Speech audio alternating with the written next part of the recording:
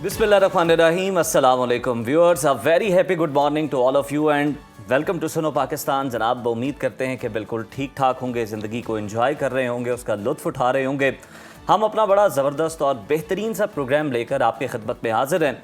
खाकसार को कहते हैं उज़ैर मलिक और मेरे साथ स्पेशल मौजूद हैं Maham Zahid and a very happy good morning. और यकीनन अगर थोड़ा सा आपका मूड अपसेट भी है तो हम इतना ज़बरदस्त प्रोग्राम लेकर आपकी खिदमत में हाजिर हो चुके हैं कि आपका मूड खुशगवार हो जाएगा। हर चीज़ तो इस प्रोग्राम में है, सेहत की बात होगी, ज़िंदगी के हवाले से जी गुफ्तगू होगी, सोशल इश्यूज़ के हवाले से बात होगी। तो जो मसले मसाइल हैं ना, वो आज इस प्रोग्राम में डिस्कस होने जा रहे हैं। और बिल्कुल हो सकता है कि इस शो के अंदर कोई 2 सेगमेंट ऐसे हों जो कि आपकी पसंद के हों, लेकिन उसके अलावा भी बाकी सेगमेंट आपने स्किप नहीं करने। हम यकीन दिलाते हैं कि वो आपके लिए यकीनन मुफीद होंगे। सोशल इश्यूज़ भी जनाब डिस्कस करेंगे, सियासत पर भी बात होगी। तो आपने 2 घंटे हमारा साथ देना है और अपने फीडबैक से हमें आपने ज़रूर आगाह करना है। बाकायदा आगाज़ कर लेते हैं प्रोग्राम का और सबसे पहले जान लेते हैं मुख्तलिफ शहरों का दर्जा हरारत। तो माहम, ओवर टू यू। वाह वाह, बड़ी जल्दी उन्होंने कहा चाय गरम छोड़ दिया और चले जी। आपने कहा गरम नहीं है चाय, तो मैंने कहा छोड़ दें चाय। चले ठंडी चाय गरम करवा लेते हैं, तब तक हम जी जाते हैं और देखते हैं कि मौसम आज कैसा रहेगा।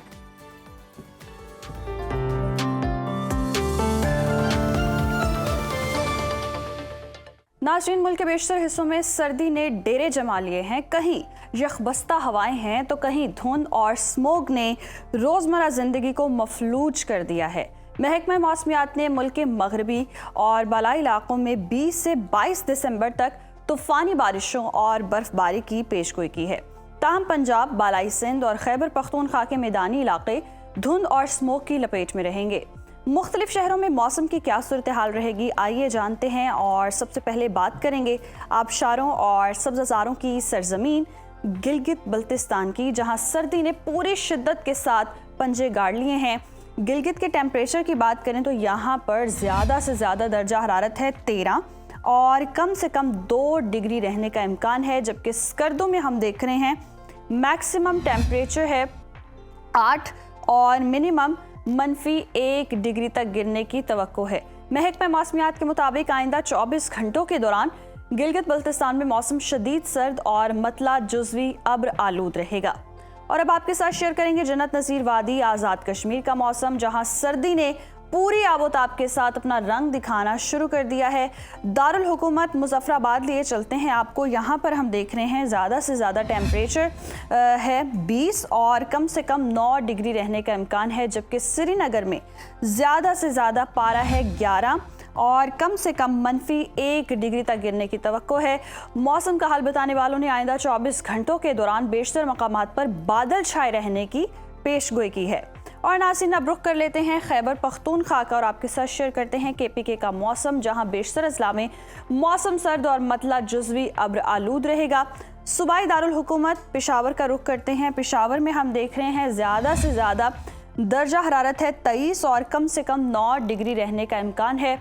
बात करें अगर सवात की, जिसे पाकिस्तान का स्विट्ज़रलैंड कहते हैं, तो यहाँ पर ज़्यादा से ज़्यादा दर्जा हरारत है 13 और कम से कम 2 डिग्री रहने की तवक्को है। महकमा मौसमियात के मुताबिक आइंदा 24 घंटों के दौरान चित्राल में बारिश और पहाड़ों पर हल्की बर्फबारी का इम्कान है।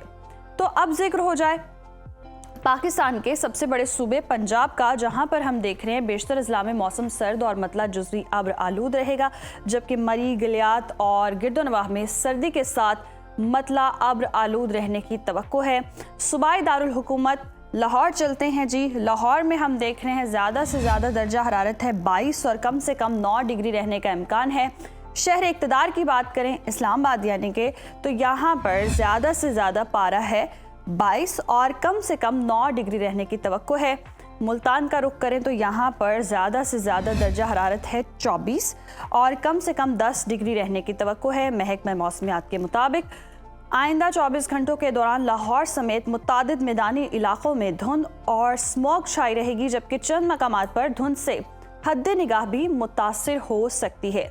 और अब रुख कर लेते हैं सूबा बलोचिस्तान का, जहां पर हम देख रहे हैं बेशतर इलाकों में सर्दी का राज बरकरार रहेगा।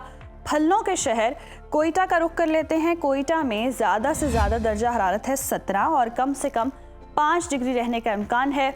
महकमा मौसमियात के मुताबिक आइंदा 24 घंटों के दौरान अक्सर अजला में बादल छाए रहेंगे। और नाज़रीन, आखिर में आपके साथ शेयर करेंगे सुबह सिंध का मौसम, जहां पर हम देख रहे हैं बेशतर अजला में मौसम निस्बतन मोतदल है, मगर सुबह और रात के औकात में खुनकी महसूस की जा रही है। शहर कायद कराची का रुख कर लेते हैं। कराची में ज़्यादा से ज़्यादा दर्जा हरारत है 21 और कम से कम 12 डिग्री रहने का इम्कान है, जबकि हैदराबाद में ज़्यादा से ज़्यादा पारा है 27 और कम से कम 16 डिग्री रहने की तवक्को है। मौसम का हाल बताने वालों ने कहा है कि सक्खर, रोहड़ी, शिकारपुर, कश्मीर और मौजूदोड़ा समेत गिरदोनवाह में धुंध छाई रहेगी।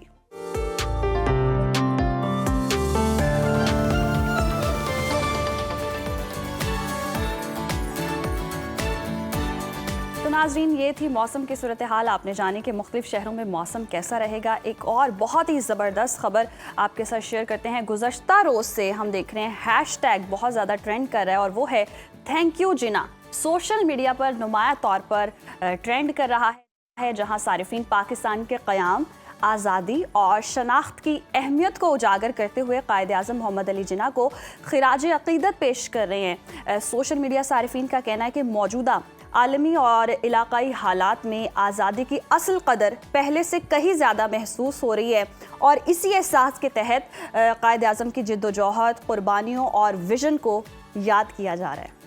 इंस्टाग्राम, एक्स समेत मुख्तलिफ प्लेटफॉर्म्स पर हज़ारों पैगामात शेयर किए जा रहे हैं इस ट्रेंड के साथ, और जिनमें ये जुमला ख़ास तौर पर नुमाया है, हैशटैग है thank you Jinnah for giving us Pakistan. माहिरीन के मुताबिक इस ट्रेंड के पस मंज़र में भारत में पेश आने वाला एक हालिया वाक़या भी शामिल है, जहां बिहार के वज़ीर आला नीतीश कुमार ने एक सरकारी तकरीब के दौरान अपॉइंटमेंट लेटर वसूल करने वाली मुस्लिम खातून डॉक्टर का नकाब खींचने की घटिया हरकत की, और उससे भी बड़ी घटिया हरकत की बीजेपी के एक और सियासतदान ने, जब एक सहाफ़ी नुमा शख्स, उसे सहाफ़ी तो नहीं कहा जा सकता क्योंकि वो भी दांत निकाल रहा था इस मामले पर, और उसने उससे सवाल किया उस लीडर से बीजेपी के कि ये जो नीतीश कुमार ने अमल किया है ये क्या है। तो उसके जवाब में उन्होंने जो जवाब दिया, जो उसका रिस्पॉन्स था, उसे हम यहाँ पर सुना नहीं सकते, उस पर बात नहीं कर सकते, उसे मेंशन नहीं कर सकते, वो उससे भी नीच था। तो यानी भारत में अगर आप देखें आलमी सतह पर शदीद तनकीद होती है और बात करते हैं सेकुलर इंडिया की, शाइनिंग इंडिया की, लेकिन असल में हिंदुत्वा का जो नज़रिया है वो कार फरमा है सबके पीछे। और इस वाक़े के बाद अगर हम देखें तो जनाब सोशल मीडिया जो है उस पर भी बहुत ज़्यादा तनकीद की जा रही है नीतीश कुमार पर, उनसे इस्तीफ़ा मांगा जा रहा है। सारिफीन जो है सोशल मीडिया के, वो मजहबी आज़ादी, शख्सी वक़ार और शनाख्त के तनाजुर में पाकिस्तान के क़याम की अहमियत को उजागर कर रहे हैं, और जिसके नतीजे में कायद आज़म मोहम्मद अली जिन्ना से मंसूब पैगामात वायरल भी हो रहे हैं। और ये जो हैशटैग है थैंक यू जिन्ना एक बार फिर टॉप ट्रेंड्स में शामिल हो गया। और ये तो आप शामिल हुए को बड़े अरसे से ये गाते भी आ रहे हैं और इस पे यकीन भी कर रहे हैं कि कायद आज़म तेरा एहसान है। पाकिस्तान में सांस लेना और आज़ादी से, सुकून से सांस लेना, जहां हम देख रहे हैं कि भारत में अक़लियतों को कितना ज़्यादा जो है अपनी मर्जी से वो ज़िंदगी नहीं गुजार सकते हैं, अपनी मर्जी से इबादत गाहों में नहीं जा सकते हैं, अपने नाम बदल कर उनको सर्वाइव करना पड़ता है। तो वहाँ कोई महफूज ही नहीं है, इवन इंडियंस वहाँ महफूज नहीं है। के तहत उनके जो इलाके हैं जहां पर मुसलमानों की अक्सरियत ज़्यादा है, वहाँ पे किसी किस्म की सहूलियात उन्हें नहीं फराम की जाती। गलियाँ तो वो इतनी गंदी हैं और उसके अलावा पानी जो है वो फराम नहीं किया जाता, तो जानबूझकर उन्हें महरूम रखा जाता है। सरकारी नौकरियाँ जो है उन्हें वो नहीं दी जाती। तो ये सारे मसाइल जो हैं वो भारत के अंदर मौजूद हैं, और ना सिर्फ मुसलमान फेस कर रहे हैं बल्कि भारत में मौजूद जो अक़लियतें हैं वो भी बहुत ज़्यादा फेस कर रही हैं। जो निचली बरादरियाँ हैं वो कहती हैं कि हमारा क्या कसूर है, हम तो इंडियंस हैं, लेकिन हमारे साथ ये सलूक क्यों किया जा रहा है। तो यस, लेकिन ये बात क्रेडिट जाता है वाकई जिन्ना को, मोहम्मद अली जिन्ना, जिन्होंने हमें पाकिस्तान दिया, और उनकी इतनी कुर्बानियाँ, हमारे बुज़ुर्गों की कुर्बानियाँ कि हम आज पाकिस्तान में आज़ादी से जो चाहे वो कर सकते हैं। तो ये ट्रेंड बनता है, डेफिनेटली बनता है। इस खबर के बाद जी एक और बहुत ही ज़बरदस्त और अच्छी खबर है, और वाकई अगर मोहम्मद अली जिन्ना हमें पाकिस्तान ना देते तो आज हम ये कारवां आगे जारी ना रख सकते। तो अच्छे इंसानों की कमी नहीं है भाई, जहाँ देखें आप कहीं ना कहीं कोई ना कोई इंसानों के काम आ रहा है। और बहुत ही ज़बरदस्त कहानी है जो आपके साथ आज हम शेयर करने जा रहे हैं, बल्कि एक सादा सी बैठक से ये मामला शुरू हुआ है। सिर्फ एक छोटा सा इदारा नहीं जिसे हम कहेंगे, जहाँ चंद सहेलियों ने एक ऐसा सवाल उठाया जिसने बादज़ा हज़ारों बच्चों की ज़िंदगियां बदल दी। कच्ची आबादियों में बसने वाले बच्चे जिनके ख्वाब तो बड़े थे मगर वसाइल बहुत ही महदूद थे, उन्हीं बच्चों के लिए तालीम को मुमकिन बनाने का ख्वाब बैठक स्कूल नेटवर्क की बुनियाद बना। ये सफ़र शुरू होता है बग़ैर किसी इमारत के, बग़ैर फंडिंग के और बग़ैर किसी रस्मी निज़ाम के, लेकिन नीयत, अज़्म और तसलसल ने इस ख्याल को एक मौसर तालीमी तहरीक में बदल दिया। आज हम इसी मुतासिर कुन सफ़र पर बात करेंगे और हमारे साथ मौजूद हैं मोहतरमा अस्मा फैज़ जो कि वाइस प्रेसिडेंट हैं बैटक स्कूल नेटवर्क की। अस्मा साहिबा, आपको खुशामदीद कहते हैं प्रोग्राम में। बहुत ही ज़बरदस्त आप काम कर रही हैं कच्ची आबादियों के अंदर। ये बताइएगा, ये जो बैटक स्कूल नेटवर्क है, इसके क़याम का इब्तदाई ख्याल कैसे सामने आया? कहाँ से, किस इलाके से, किस शहर से ये शुरू हुआ? पहले मैं सुनो न्यूज़ का शुक्रिया अदा करना चाहूँगी कि आज उन्होंने मौका दिया हमें और ताकि हम अपनी बात मीडिया तक पहुंचा सकें और इसको सब तरफ आम कर सकें। जहाँ इसका आगाज़ 1996 से हुआ और इब्तिदा में ये कराची से इसका आगाज़ हुआ और उसके बाद इस वक्त में पूरे पाकिस्तान के अंदर इसकी ब्रांचेस मौजूद हैं। 140 ब्रांचेस हैं हमारी। 140 ब्रांचेस जी। और कितने बच्चे हैं उनमें? उनमें इस वक्त में जैसा एट अ टाइम 20,000 से ज़ायद बच्चे 20,000 से ज़ायद तालीम हासिल कर रहे हैं और हमारे 50,000 से ज़ायद बच्चे ऐसे हैं जो पास आउट हो चुके हैं और अब इस वक्त में जो है वो बड़े मुकाम पे और अच्छी तालीम आगे उन्होंने हासिल कर चुके हैं। अस्मा साहिबा, बहुत ही ज़बरदस्त बात कि अब आला मकाम पर भी वो फाइज हैं और कहीं ना कहीं जहाँ भी हैं आपने कारवां शुरू किया और उनकी ज़िंदगियाँ बना दी। तालीमी सफ़र का आगाज़ एक बैठक से हुआ और फिर इसको तालीमी तहरीक, ये सफ़र कैसे मुमकिन हो पाया? अच्छा, ज़्यादा ये चीज़ इतनी आसान तो नहीं थी कि वो बच्चे जो कि ख़ुद तालीम हासिल नहीं कर सकते, अफोर्ड नहीं कर सकते, तालीम से महरूम बच्चों के लिए ये प्रोजेक्ट स्टार्ट किया गया और सारे हमारे स्कूल्स कच्ची आबादियों में ही हैं। हमारा टारगेट भी वही बच्चे हैं जो कि ख़ुद तालीम हासिल नहीं कर सकते। तो उनके लिए ज़ाहिर बात है ये चीज़ आसान नहीं थी क्योंकि वो चाइल्ड लेबर हमारे मुल्क में बहुत ज़्यादा आम है और लड़कियां होती हैं तो वो माओं के साथ जहाँ वो काम पे जा रही हैं उनके साथ वो भी काम पे जाती हैं। लड़के हैं तो वो वालिद के साथ कहीं ना कहीं हेल्प कर रहे हैं, कहीं मैकेनिक का काम कर रहे हैं, कहीं और कुछ कर रहे हैं, वालिद के साथ जा रहे हैं या वैसे ही उजरत के ऊपर कहीं पे भी काम कर रहे होते हैं। तो जाहिर सी बात है कि उनका वो रोज़गार ख़त्म करके और उनको तालीम की तरफ राग़िब करना, ये चीज़ बहुत आसान तो नहीं थी। हम ये पीछे कुछ विजुअल्स हैं वो भी चला रहे हैं आपके स्कूलों के, जिस पे हम देखते हैं कि बड़े प्यारे बच्चे जो हैं। अच्छा, एक तो आप तालीम दे रही हैं और मेरे लिए हैरान कुन बात ये कि आप हुनर भी सिखा रही हैं। बच्चियां जो है वो सिलाई कर रही हैं। ये भी बताइएगा कि तालीम देने के अलावा कौन कौन से हुनर हैं जो कि बच्चों को इतनी अर्ली स्टेज के अंदर सिखाए जा रहे हैं जो कि आगे चलकर उनके काम आए? अच्छा, तालीम के साथ हम जो है वो वोकेशनल प्रोजेक्ट भी हमें करते हैं। उसके अंदर वैसे ज़्यादातर तो हमारी जैसे सिलाई कढ़ाई लड़कियों के लिए वो चीज़ वो थी, लेकिन ऐसा होता है आजकल डिजिटल दौर है तो उसमें हम कंप्यूटर की भी तालीम जो है वो बच्चों के लिए लाजमी हमने की हुई है ताकि वो जब बच्चे अगर हमारे पास से पढ़ के जाएँ तो कुछ ना कुछ करने के काबिल हों और मुख्तलिफ फिर इलाके के स्किल्स जो है वो उनको मज़ीद। यकीनन ये बहुत ही ज़्यादा अच्छा इक़दाम है क्योंकि एक सब्जेक्ट होता था होम इकनॉमिक्स का और बच्चियों को बहुत ज़्यादा इस तरह की चीज़ें सिखाई भी जाती थी। अब स्कूलों में वो चीज़ें नज़र नहीं आती हैं कि सिलाई कढ़ाई, खाना पकाना, अमूर खानादारी सिखाना, और ये बहुत अच्छी ज़बरदस्त बात है कि हर तरह की तरबियत आपके स्कूल में हो रही है क्योंकि जैसा अब दौर चल रहा है स्किल्स भी होनी चाहिए, तालीम भी होनी चाहिए, दोनों चीज़ें होंगी तो बच्चे आगे जी मुस्तकबिल में बेहतर तरीके से परफॉर्म कर सकते हैं। तो स्टार्ट में क्या क्या वसाइल के हवाले से क्या क्या दुश्वारियां हुई और अब जाकर किस स्टेज पर हैं कि किस तरह से फंडिंग हो रही है या खुद आप ये सारी चीज़ें हैंडल कर रही हैं? हाँ, जाहिर बात है कि कोई भी चीज़ को जब शुरू करते हैं तो बहुत ज़्यादा दुश्वारियां होती हैं और दुश्वारियां तो अभी भी फेस करनी पड़ती हैं। ऑफ कोर्स महंगाई के दौर में आपकी सारी फंडिंग सब इस वक्त में हमारे पास जो है वो 12,000 से ज़्यादा टीचर्स जो हैं वो मौजूद हैं। ठीक, सॉरी 1200 से ज़ायद टीचर्स जो हैं इस वक्त में हमारे पास हैं जो जिनको रोज़गार मिल रहा है। उसके अलावा भी ऑफिस स्टाफ है। हम पूरी मैनेजमेंट जो है हमारी है ना वो वॉलंटियर है। अच्छा। तो उन सब के लिए और जाहिर बात है कि स्कूल चलाने के लिए भी सारे अखराजात होते हैं। तो अल्हम्दुलिल्लाह कि हमारे जो लोग मैं कहती हूँ कि मुसलमानों में और पाकिस्तानियों में ये चीज़ बहुत ज़्यादा है Yes.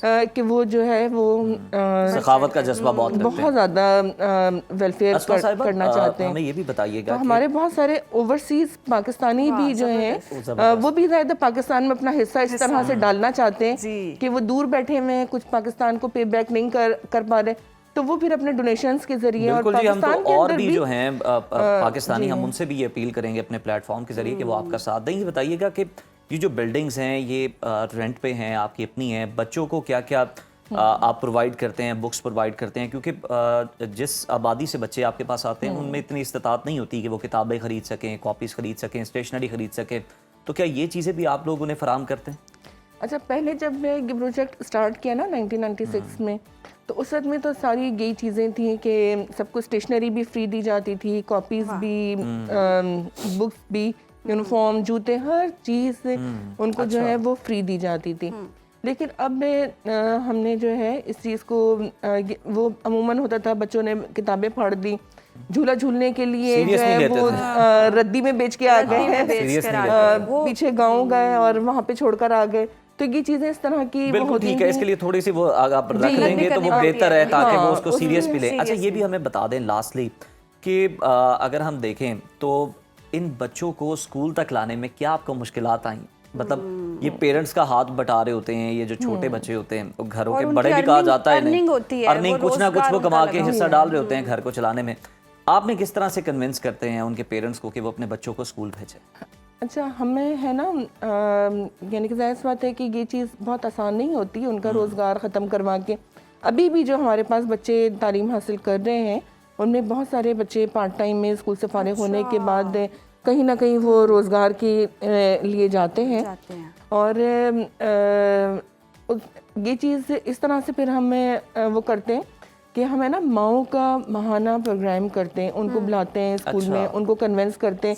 पहले तो हमारा मतलब ये कम्युनिटी के अफराद जो हैं वहाँ पे घर घर जाके उनको समझाते थे, और अब जो है वो हमें अभी भी ये एक चीज़ करनी पड़ती है, लेकिन ये है कि अब अल्हम्दुलिल्लाह के थोड़ा सा वो है और लोगों को वर्ड ऑफ माउथ भी काफी है। जिनके बच्चे पढ़ लिख के कुछ बन गए हैं वो आगे भी बताते हैं कि आप बताते हैं। बहुत जबरदस्त काम है अस्मा साहिबा, और आप इसी तरह से इसको जारी रखें, बल्कि एक्सपेंड करें, और लोगों से भी हम कहेंगे कि वो आपका साथ दें, आपके साथ शामिल हो इस मिशन के अंदर। माओ को जो है बच्चों की जो मदर्स होती हैं उनका माहाना प्रोग्राम करते हैं, उनको अवेयर करते हैं, और हम उनको उनकी भी तरबियत करते हैं। जो टीचर्स हमारे पास आती हैं क्योंकि वो भी उसी एरिया से होती हैं, तो हम उनको भी उनकी भी तरबियत करते हैं, और फिर अल्हम्दुलिल्लाह बिल्कुल तालीम भी दे रहे हैं और साइकोलॉजिकली वालिदैन को भी कन्विंस कर रहे हैं, बता रहे हैं। बहुत शुक्रिया अस्मा साहिबा आपके वक्त का, और बहुत ज़बरदस्त काम हो रहा है। और यकीनन ये हमारे जो बच्चे हैं वो मुस्तकबिल हैं, और इन पर इतनी एफर्ट करना, मेहनत करना, तो इससे बड़ा तो कोई काम हो ही नहीं सकता। और ये वो बच्चे हैं माहम जिन्हें निगलेक्ट कर दिया जाता है और इन्हें करामत समझा ही नहीं जाता माशरे के लिए, और ऐसे बच्चों को सबसे खूबसूरत बात ये कि उज़ैर हर किसी को होता है, हर वालिदैन ये चाहता है कि उनके बच्चे अच्छी से अच्छी तालीम हासिल करें। और मैं कहता हूँ ऐसे बच्चों को आप तालीम देकर माशरे का एक मुफीद शहरी बना रही हैं। ब्रेक शामिल करते हैं नाज़रीन प्रोग्राम में, और ब्रेक के बाद दोबारा हाजिर होते हैं। देखते रहिए सुनो पाकिस्तान। वेलकम बैक नाज़रीन। प्रोग्राम में आगे बढ़ेंगे और बात करेंगे ख़वातीन की। तो अफसोस के साथ कहना पड़ता है कि मुल्क में ख़वातीन पर तशद्दुद के वाक़यात तशवीशनाक हद तक बढ़ रहे हैं। हालांकि सख्त कवानीन मौजूद हैं और सज़ाएँ मुकर्रर हैं, लेकिन रिपोर्ट के मुताबिक 2024 में ख़वातीन के ख़िलाफ़ तशद्दुद के 5253 वाक़यात सामने आए, जहाँ रवा साल ये तादाद कहीं आगे निकल गई। जनवरी से नवंबर तक सिनफी बुनियाद पर तशद्दुद के 6543 वाक़यात रिपोर्ट हुए, जो पिछले साल के मुकाबले में 25% ज़्यादा हैं। तफसीलात और भी ज़्यादा दिल दहला देने वाली हैं। इन वाक़यात में अगर देखा जाए तो 1414 ख़वातीन कत्ल, 1144 अगवा, जबकि 1060 तशद्दुद, 649 खुदकुशी और 585 इस्मत दरी के केसेस रिपोर्ट हुए हैं। सवाल ये कि जुल्म कर कौन रहा है? जवाब और भी ज़्यादा तल्ख हैं। अगर उन्हें तलाश किया जाए तो 32% केसेस में बदसलूकी करने वाले अपने करीबी निकले, 12% में शौहर, जबकि 21% में मुल्ज़िमान नामालूम रहे। तशद्दुद के 60% वाक़यात घरों के अंदर हुए। वो घर, वो मस्कन जो तहफ़्फ़ुज़ की अलामत होने चाहिए थे, वहाँ पर इस तरह के वाक़यात रूनुमा हुए। और उज़ैर, इससे बड़ा अलमिया ये है कि पुलिस को रिपोर्ट होने वाले मुकदमात में 93% मुल्ज़िमान बरी हो गए, जबकि सिर्फ 7% केसेस में सज़ाएं हो सकी। और ये सिर्फ रिपोर्ट नहीं है, ये हमारे निज़ाम इंसाफ पर एक बड़ा सवालिया निशान है। ख़वातीन पर तशद्दुद के वाक़यात में इजाफा क्यों हो रहा है? सख्त क़वानीन के बावजूद मुल्ज़िमान को सज़ाएं क्यों नहीं हो पाती हैं? और इन्हीं पहलुओं पर आज बात करने के लिए हमारे साथ मौजूद हैं लीगल एक्सपर्ट बैरिस्टर वकास सबरी साहब। बहुत शुक्रिया आपके वक्त का वकास साहब। जिस तरह से हम देख रहे हैं कि ख़वातीन पर तशद्दुद के वाक़यात पाकिस्तान में बढ़ते चले जा रहे हैं, दूसरी तरफ से हम देख रहे हैं क़वानीन भी सख्त होते जा रहे हैं, अदालतों से फ़ैसले भी आ रहे हैं, लेकिन फिर भी ये जो तादाद है ये बढ़ रही है, क्यों? सबसे पहले मैं कहूँगा कि निकले थे तेरे शहर में इंसाफ की खातिर, बस्ती के किसी घर से तराजू ना निकला। मैं ये समझता हूँ कि with the passage of time हमारी सोसाइटी में इस तरह की केसेस की तादाद बढ़ती जा रही है। जो आपने बात की है, absolutely hit the nail on the head. अगर हम अपनी सोसाइटी का बगौर जायज़ा लें तो 2011 से लेके 2025 तक इतनी ज़्यादा लेजिस्लेशन की गई है। Pakistan is one of that country कि जहाँ सबसे ज़्यादा लेजिस्लेशन की जाती है और सबसे कम इस पे अमल दरामद हमारे सामने आता है जी। अनफॉर्चुनेटली हमने ये देखा कि गुज़िश्ता 10, 12, 15 सालों से जितनी भी हमारी डेमोक्रेटिक कल्चर के अंदर गवर्नमेंट्स आई, उनकी ये प्रायोरिटी रही और उन्होंने कोशिश की कि ख़वातीन को तहफ़्फ़ुज़ दिया जाए।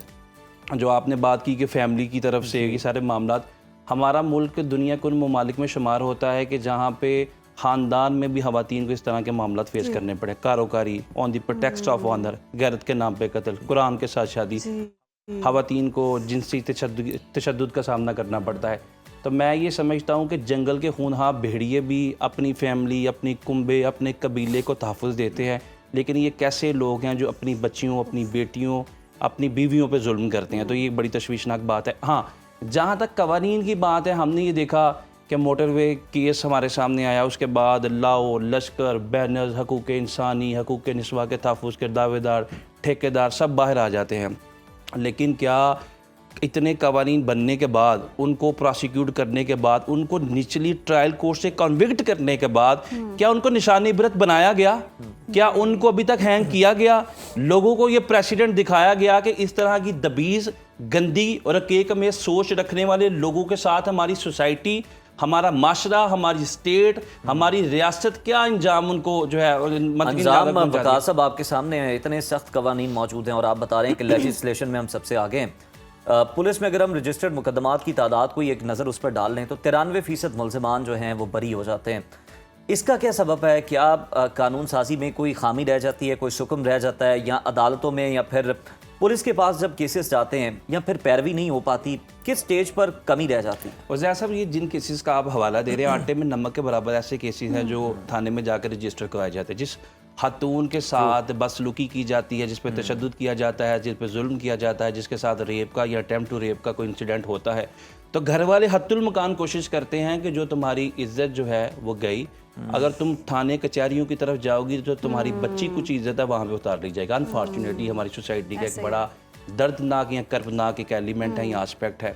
और ये आटे में नमक के बराबर केसेस हैं जो रजिस्टर्ड होते हैं। फिर उसके बाद जो केसेस आप जिनका हवाला दे रहे हैं, उनके अंदर भी 93% लोग बच जाते हैं और 7 to 10% हमारा कन्विक्शन रेट है। मीनिंग देयर बाय कि एक FIR रजिस्टर हुई, उस FIR की रजिस्ट्रेशन के बाद प्रोसेस ही इतना कॉम्प्लिकेटेड है, जो इन्वेस्टिगेशन का, इंटेरोगेशन का, MLR का, DNA का, दीगर तमाम लवाजमात का, और जो अदालत के अंदर क्वेश्चनिंग की जाती है एक खातून को उसके किरदार के ऊपर, और एक ऑफेंस अगर उसकी कंसेंट के खिलाफ कमिट किया गया है और ये कोशिश की जाती है कि ये तुम्हारी कंसेंट के साथ कमिट किया जाता है, इतने नाजेबा क्वेश्चंस किए जाते हैं कि उसके साथ उसका बाप, उसका भाई कमरा अदालत में खड़े होकर उन सवालात को सुन नहीं सकता, बर्दाश्त नहीं कर सकता, और एक खातून जो अपना मुकदमा वापस ले लेती है। वकास साहब, अगर ये 7 से 10% आप रेशो बता रहे हैं कि इंसाफ मिलता है, वो भी जो रिपोर्ट कर देते हैं, जो रिपोर्ट नहीं होते वो बहुत ज़्यादा तादाद है, तो फिर जो लोग CCD जैसे इदारों पर एतराज़ करते हैं उनका फिर एतराज़ बनता नहीं है? नहीं, आई थिंक देखे, जब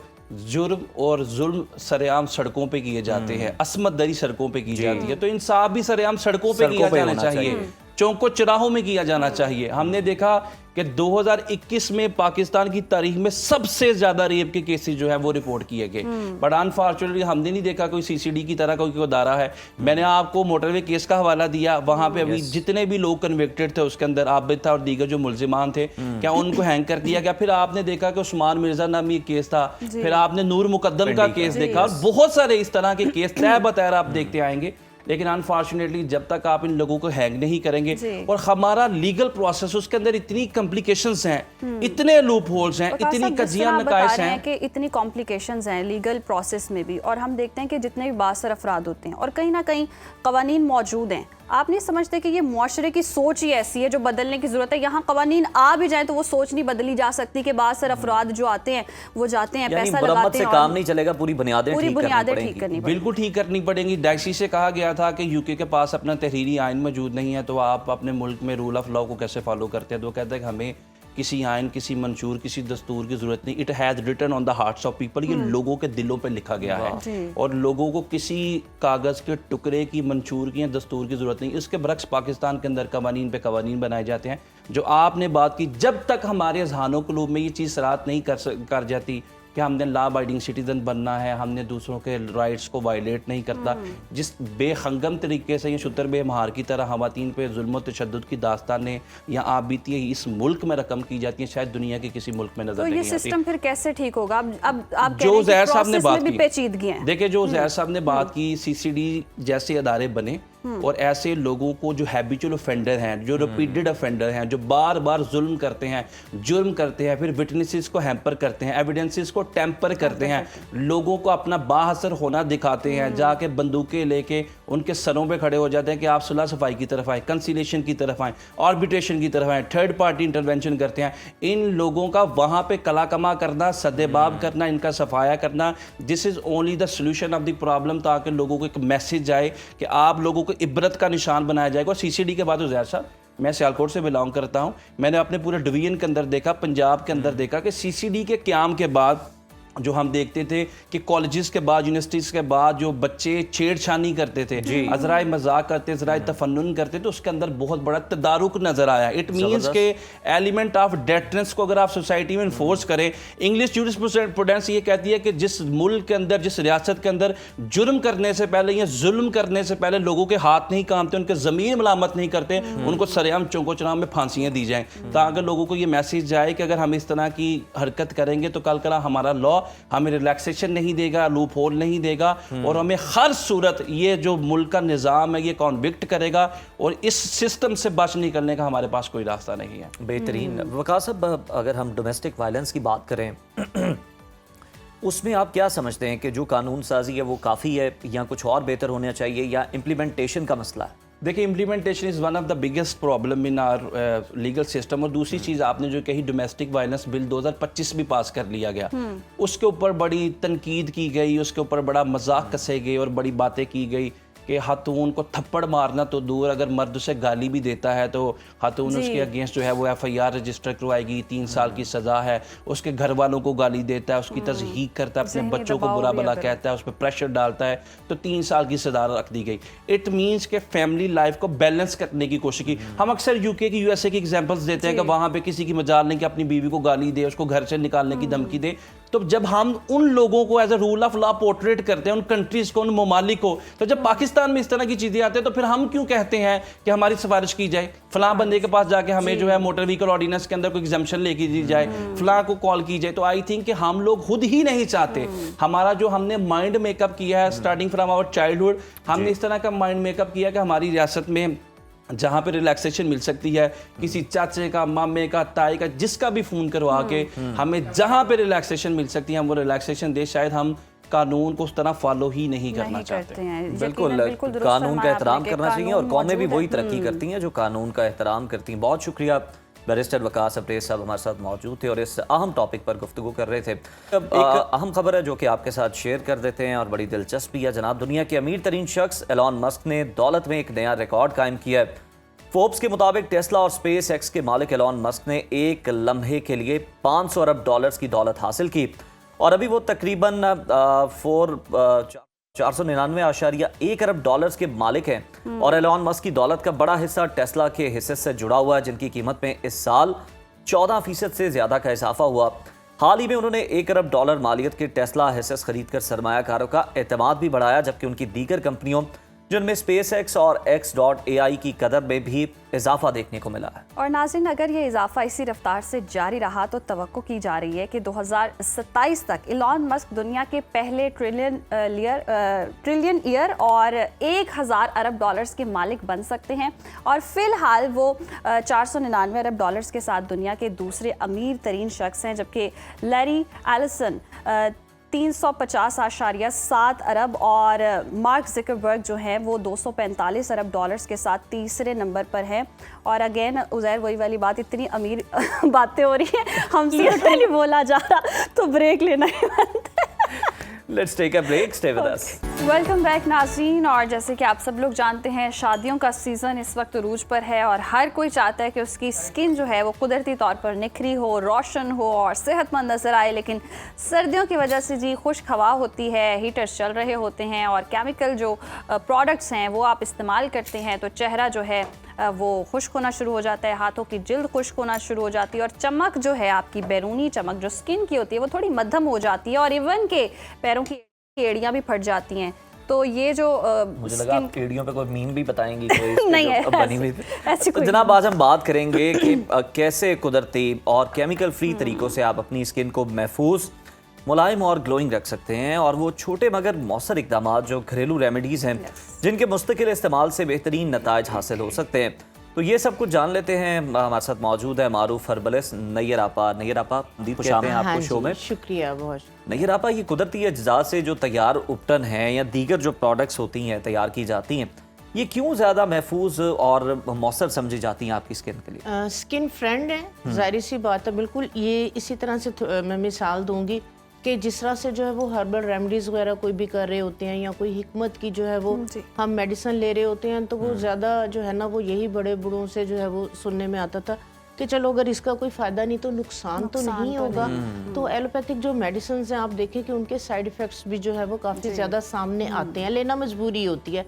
बिल्कुल इसी तरह जब हम नेचुरल रेमेडीज़, नेचुरल चीज़ों को यूज़ करते हैं तो जो आपकी स्किन की प्रॉब्लम इश्यूज़ हैं उनको जो है वो ट्रीट कर रही होती हैं। तो वो अगर फ़ायदा नहीं देती तो कम से कम नुकसान नहीं देती। अगर आप कोई भी स्टेरॉइड और इस तरह की बेस जो है वो प्रोडक्ट वगैरह यूज़ करते हैं और अगर आपने देखा होगा कि उनके साइड इफ़ेक्ट्स, स्किन की लेयर देखें कितनी थिन हो जाती है, चेहरे पे बाल आ जाते हैं और स्किन इतनी ज़्यादा सेंसिटिव हो जाती है कि आप धूप में नहीं निकल सकते, किचन में नहीं आप जा सकते, रेड हो जाती है स्किन अगर आप धूप में जाते हैं तो वो बहुत ज़्यादा। तो उसमें ये है कि जिस तरह से आपने बात की, सर्दियाँ हैं और शादियों का सीज़न है और जो बच्चियाँ चाह रही हैं कि उनके स्किन के ऊपर कोई भी अगर इश्यूज़ हैं, प्रॉब्लम है, मसले मसाइल हैं, बग़ैर केमिकल्स को यूज़ किए तो वो जो है वो अच्छे रिजल्ट लें। जो भी उनकी स्किन का इशू है, ग्लो नहीं है, टैनिंग है, फ्रैकल्स हैं, ठीक है, तो उसके लिए एक मैं बहुत ज़बरदस्त जो है वो रेमेडी आप लोगों के साथ शेयर करती हूँ। इसको 2 तरह से आप यूज़ कर सकते हैं, ठीक है। उसमें यह है कि आजकल बच्चियों के पास टाइम नहीं है, सारी चीज़ें लें, मिक्स करें, उसको जो है वो चेहरे पे लगाएं, मसाज करें, आधा 1 घंटा दें।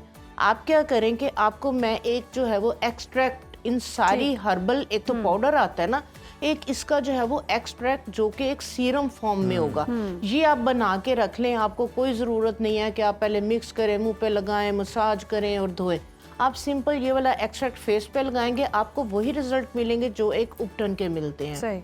आपने क्या करना है, आपने जो है वो 100 ग्राम जो है वो ग्लिसरीन ले लेनी है और उसके अंदर जो है वो 50 ग्राम आपने जो है वो डिस्टिल्ड वाटर या rose water, rose water best रहेगा।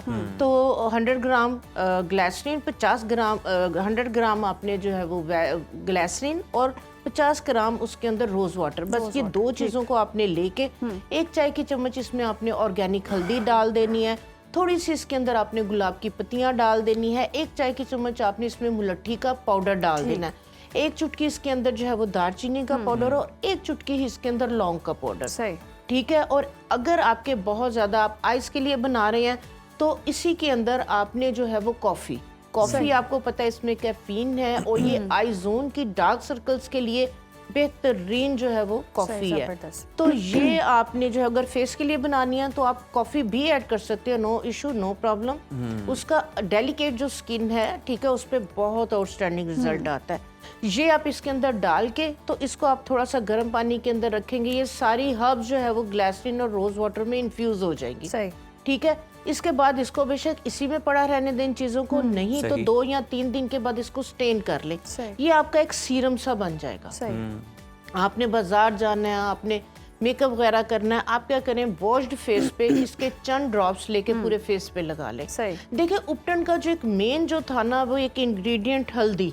आप देखें जो ब्राइड्स हैं 15-15 दिन पहले उपटन यूज करती थी तो उनके कलर पे पेल लुक आती थी, तो उसमें बड़ा अच्छा, जब मेकअप वगैरह हल्का फुल्का करती थी बड़ी अच्छी लुक आती थी। जो हल्दी है, जो पेल, उसका येलो पिगमेंट है, आपके जो मेलानिन है, जो मेलानिन आपका ब्लैक पिगमेंट है, यहाँ जो फ्रेकल्स वगैरह, वो उसको न्यूट्रलाइज कर देता है। ये एक नेचुरल स्किन ब्लीच का काम करता है। अब देखें ब्लीच क्यों लगाते हैं कि आपके काले बालों को गोल्डन कर देता है, स्किन की टोन को बेहतर कर देता है। साइड इफेक्ट्स भी तो आपा ये जो आप सीरम बता रही हैं, ये हर टाइप की स्किन के लिए, ये हर तरह की स्किन के लिए, चाहे वो ऑयली है, चाहे सेंसिटिव है, चाहे पिगमेंटेशन है, चाहे ग्लो नहीं है, सबके लिए ये वाला जो है वो सीरम बेहतरीन है। तो इसको जो है वो आप दिन में किसी टाइम लगा ले, रात को सोने वॉश्ड फेस पे, ठीक है, तो इसको लगा के, अब अगर जिन लोगों की बहुत ड्राई स्किन है, यही वाला जो है वो सीरम, जस्ट लाइक अगर आपने 10 ड्रॉप इस सीरम के अपने हाथ पे डालें और 10 ड्रॉप ही इसके अंदर जो है वो आप जैतून का तेल डाल लें, ठीक है, और 1 या 2 कतरे इसमें कैस्टर ऑयल के डाल लें। इसको हाथ पे ही मिक्स करके आप क्रीम की तरह वॉश्ड फेस पे आप मसाज करें। आप बिलीव करें, आपकी स्किन को जो है वो हाइड्रेशन मिलेगी, आपकी स्किन में ग्लो आएगा, आपकी स्किन लिफ्ट करेगी, स्किन की ड्राइनेस खत्म होगी, और आपका जो आई जोन है, रिंकल्स आ रही हैं ड्राइनेस की वजह से, उसके लिए बेहतरीन है। और ये इतना सस्ता तरीन इन्फ्यूज्ड आपका जो है वो हर्बल एक्सट्रैक्ट है, इसको आप अपने हाथों पाँव पे फुल बॉडी के ऊपर भी आप इसको लगा सकते हैं, ठीक है। आप कोई भी महंगे से महंगा सीरम लेते हैं, आप देखें 30 ml आपको 4000-5000 का मिलता है, इसकी कॉस्ट ज्यादा से ज्यादा जो है ना वो आपकी 100 रुपीज आएगी, ठीक है। और ये इतना ज्यादा बन जाएगा कि आपका 15-20 दिन आप पूरे फुल बॉडी पे आप इसको लगा सकते हैं। इतना जबरदस्त इसका जो है वो रिजल्ट। अच्छा आपा, इसके अलावा हम ये भी देखते हैं कि सर्दियों में कुछ लोगों की गर्दन के पीछे या कुछ लोगों के हाथों पे वो यूं लग रहा होता है कि मैल जमी हुई है, एक पूरी एक लेयर है जी, ये क्यों बन जाती है और इसका कोई नुस्खा आपके पास है, कोई टोटका है? हाँ जी, बिल्कुल, एक स्टबन फैट सी होती है, उसको जो है वो झावे से भी रगड़े होते हैं, स्किन रेड हो जाती है, लेकिन जो है ना वो ब्लैकपन नहीं जा रहा होता। इसकी 2 रीजंस हैं। कई दफा ये होती नहीं है, अचानक से आहिस्ता आहिस्ता बनना शुरू हो जाती है, तो इसको जो है ना वो आप थोड़ा सा जो है वो डॉक्टर से इसको कंसल्ट जरूर करें। इंटरनल आपके इश्यूज चल रहे होते हैं, ठीक है, इंसुलिन रेजिस्टेंस की वजह से मोल्स बन रहे होते हैं, ठीक है। इस तरह के जब इशू हो तो अपने डॉक्टर से जो आप जरूर कंसल्ट करें कि मेरा ये इशू नहीं था, तो अचानक मैं नहा भी रही हूँ, अपनी सफाई का भी हर तरह से ख्याल जो है वो रख रहे हैं, तो अगर इस तरह का इशू नहीं है तो इसके लिए जो है वो मैं एक आपको जो है वो हर पैक बताती हूँ। आप इसको बना के नहाने से पहले, आपकी अगर नेक पे है या स्ट्रेच मार्क्स हैं बच्चियों के, डिलीवरी के बाद जो है वो स्ट्रेच मार्क्स बन जाते हैं, या नकल्स ब्लैक है, हाथ पांव ब्लैक है, आपने क्या करना है, आपने जो है वो 1 कप जो है वो जौ का आटा लेना है, 1 कप आपने मसूर की दाल का आटा लेना है, 1 कप आपने चावलों का आटा लेना है। ये तीनों आपने 1-1 कप ले लिए। 1 खाने का चम्मच इसके अंदर माल्टे के छिलकों का पाउडर डाल दें, 1 खाने का चम्मच इसके अंदर गुलाब की पत्तियों का पाउडर आप डाल दें, और 1 खाने का चम्मच ही इसके अंदर जो है वो आपने बेकिंग सोडा डाल देना है। ये आप बना के आप जो है वो इसको एक कंटेनर में रख लें। जब आपने नहाना है, आप क्या करें, इसका 1 टेबलस्पून ले और दही के अंदर इसकी पेस्ट बना के आप 5 मिनट के लिए छोड़ दें। 5 मिनट के बाद ये फूल जाएगी, ठीक है। फिर ये वाली जो पेस्ट है, आप नहाने से पहले आपकी जहाँ पे आपकी स्टबन फैट है, जहाँ आपकी टैनिंग है, वहाँ पे आप इसको लगाएं, 5 से 10 मिनट लगा रहने दें। 5 से 10 मिनट के बाद आप सर्कुलर मोशन में इसको जो है वो मसाज करते हुए वॉश कर दें। ये हफ्ते में आप 2 दफा करें। और जो सीरम बताया है, ठीक, क्योंकि इसके बाद थोड़ी सी स्किन ड्राई होगी। अच्छा। तो जो सीरम हमने बनाया है, ठीक है, तो फिर आपने ये वाला जो सीरम है जिसके अंदर हमने कैस्टर ऑयल और ऑलिव ऑयल जो है वो मिक्स करके आप फिर इसका मसाज मसाज करें तो इंशाल्लाह ताला जो है वो 2 से 3 दफ़ा के इस्तेमाल में ही आप देखेंगे कि आपकी टैनिंग जो है वो इसके साथ बिल्कुल रिमूव हो जाएगी। अच्छा आपा, आपने कुछ मुझे लगता है पीने के लिए भी बनाया है। हाँ जी, नहीं पीने के लिए नहीं, ये बालों के लिए, क्योंकि बालों का भी जो है वो बहुत ज्यादा इशू आता है कि बाल गिर रहे हैं, बाल ड्राई है, रफ है, डैमेज है। सर्दियों में ज्यादा होता है। सर्दी के अंदर क्योंकि नहाना होता है हफ्ते में 2 दफ़ा भी गर्म पानी के साथ, तो आप क्या करें, अगर आपने हफ्ते में 1 दफ़ा शैम्पू कर लिया है तो आपने 2 दिन बाद अगर नहाना है, 3 दिन बाद नहाना है, तो आप जो है वो फिर शैम्पू की जगह आप जो है वो इस वाली रेमेडी को यूज करें। अच्छा। इसको आपने, ये आपका जो है वो पूरा, ये देखें आप, अच्छा ये देखिए कितना स्लाइमी है, कितना स्लाइमी। इसके अंदर कोई ऑयल वगैरह नहीं है, लेकिन इसके अंदर ऑयल का कंटेंट जो है वो बहुत ज्यादा है। अच्छा। ठीक है, अगर आपने शैम्पू, आपकी नहीं सेटिस्फेक्शन हो रही, ठीक है, शैम्पू को माइल्ड कर ले, जितना शैम्पू है उतना उसके अंदर आप ग्लिसरीन ऐड कर लें। अच्छा। या कोशिश करें कि सल्फेट फ्री शैम्पूज की तरफ जाएं, मार्केट में अवेलेबल हैं। जरूरी नहीं कि आप इंपोर्टेड बहुत महंगे महंगे लें, हमारे पाकिस्तान के भी बहुत अच्छे ब्रांड और बहुत अच्छे सल्फेट फ्री शैम्पूज बना रहे हैं। ठीक है, आपके पास नहीं आम शैम्पू में ग्लिसरीन आप डाल लें, वो माइल्ड हो जाएगा। बालों को धोने के बाद आप कोशिश करें कि कंडीशनर को अवॉइड करें। कंडीशनर उस टाइम तो वो सॉफ्ट और सिल्की कर देता है, लेकिन आपकी बालों की रूट्स को वो वीक करता है। उसके बाद आप ये वाला जो है ना केराटीन जो है ना, ये आप बनाएं। ये भी तो कहते हैं ना कि कंडीशनर को आप रूट्स पे यूज ना करें, आप टिप्स पे लगा के। जी बिल्कुल, टिप्स के ऊपर आप उसको लगा लें, लेकिन ये है कि मोस्टली जो है ना वो बच्चियां, खवातीन उसको पूरे बालों में ही लगा लेती हैं। ठीक है, आपने क्या करना है, आप ये जो है ये बनाना शुरू करें, खासकर जिनके केमिकल ट्रीटेड हेयर हैं, streaking, dye, iron, blow dry के बाद बाल बिल्कुल रफ और बेजान हो जाते हैं। तो इसको आप हफ्ते में 1 दफा जरूर बनाएं और लगाएं। यकीन करें कि महंगे से महंगे बोटॉक्स और जो केराटिन ट्रीटमेंट आप करवाते हैं उससे ज्यादा अच्छे इसके रिजल्ट मिलेंगे। आपने करना क्या है, आपने ये देखें जो हिबिस्किस के पत्ते हैं, ठीक है, हिबिस्किस के पत्ते, ये एक आपका शैम्पू है, ये आपको आपके बालों को क्लींस करता है, मॉइस्चराइज करता है, हाइड्रेशन देता है बालों को। आपने 2 मुट्ठी भर के जो है वो हिबिस्किस के जो चाइना फ्लावर है उसके पत्ते ले लिए हैं। ठीक है, आप चाह रहे हैं बाल बढ़े भी आपके तो कड़ी लीफ, ये भी मुट्ठी भर के, और इसके अंदर आपने इतना एक टुकड़ा जो है वो एलोवेरा का, ये तीनों चीजें जो है ना वो डाल के 1 गिलास पानी डाल के आप इसको जो है वो अच्छे से ब्लेंड करके इसको आप स्टेन कर लें। ठीक है, इसके अंदर मैंने कोई ऑयल वगैरह नहीं डाला। आपने बाल वॉश कर लिए, वॉश करने के बाद आप स्ट्रिप्स के अंदर जो है वो बाल लें और धुले हुए बालों में आप इसको जो है वो हाथ में जिस तरह से आप ऑयल लगाते हैं, आप इसको लेंथ एंड्स पे आप लगा के अच्छी तरह मेल्सिफाई करें, मसाज करें, ताकि ये आपके बालों के क्यूटिकल्स के अंदर पेनिट्रेट करें। आप जब इसको हाथ में लेंगे तो देखेंगे कि इतना ग्रीसी, इतना स्लाइमी सा है, लेकिन जब आप बालों के ऊपर लगा के मसाज करते चले जाएं, आप हैरान होंगे कि ये ऑयल कहाँ गया, ये सारा स्लाइम इसका कहाँ गया। वो बाल अपने अंदर एब्जॉर्व कर लेंगे, बाल उसको जो है वो पी लेंगे।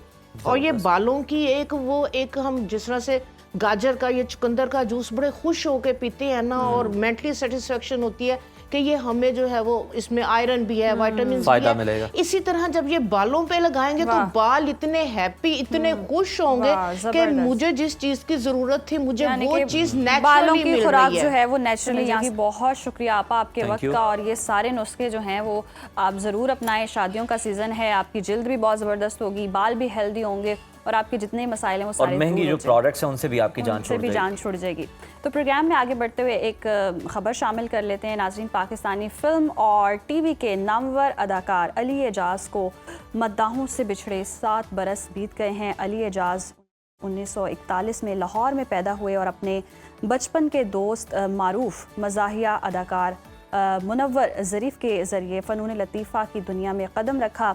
1960 की दहाई में वो उस वक्त मंजर-ए-आम पर आए जब पाकिस्तान में थिएटर का दौर अरूज पर था, और 1964 में लाहौर से टीवी के आगाज़ के बाद अतर शाह खान के लिखे हुए सिलसिलेवार ड्रामा लाखों में 3 में अली एजाज ने मरकज़ी किरदार अदा किया, जिससे उन्हें फौरी मकबूलियत हासिल हुई, और बाद अज़ां टीवी प्ले दुबई चलो और ख्वाजा एंड सन्स में उनके जो बूढ़े किरदार है उनसे उनको शोहरत मिली। टीवी और स्टेज के बाद अली एजाज ने फिल्म इंडस्ट्री में भी कदम रखा, वहाँ पर भी किस्मत आजमाई और अपनी जानदार अदाकारी से फिल्म इंडस्ट्री में अपनी सलाहियतों का लोहा मनवाया। उनकी जोड़ी अदाकार खावर रफ़ी नन्ना के साथ बेहद मकबूल हुई। उनकी नुमाया फिल्मों में इंसानियत, लैला मजनू, वैशी जट, चोर मचाए शोर, साहब जी और जोड़ा शामिल हैं। अली एजाज की फ़नी खिदमात के एतराफ़ में हुकूमत पाकिस्तान ने 14 अगस्त 1993 को उन्हें सदारती तमगा बराए हुस्ने कारकर्दगी से नवाजा। 18 दिसंबर 2018 को अली एजाज हरकत कल्ब बंद होने के बायस इस दुनिया से रुखसत हो गए, लेकिन अपने मुनफरिद किरदारों, मज़ाहिया और जानदार अदाकारी की वजह से आज भी मद्दाहों के दिला है। अभी ब्रेक शामिल करते हैं, आप हेडलाइंस मुलाहिजा करें और उसके बाद बहुत सारे टॉपिक्स, बहुत सारी स्टोरीज जो हैं वो बाकी हैं, तो हमारे साथ रहिए। प्रोग्राम के सिलसिले को आगे बढ़ाते हैं और बात कर लेते हैं सिडनी हमले के हवाले से। और इस हमले की इन्वेस्टिगेशन जारी है और रोज़ाना की बुनियाद पर तहलका खेज इंकशाफात भी सामने आ रहे हैं। हमले को लेकर पाकिस्तान के खिलाफ प्रोपेगेंडा करने वाला भारत खुद ही दहशतगर्दों का सरपरस्त निकला है। हमले में मुलव्वस भारतीय दहशतगर्द साजिद अकरम और उसके बेटे के पासपोर्ट्स मंजर-ए-आम पर आ चुके हैं।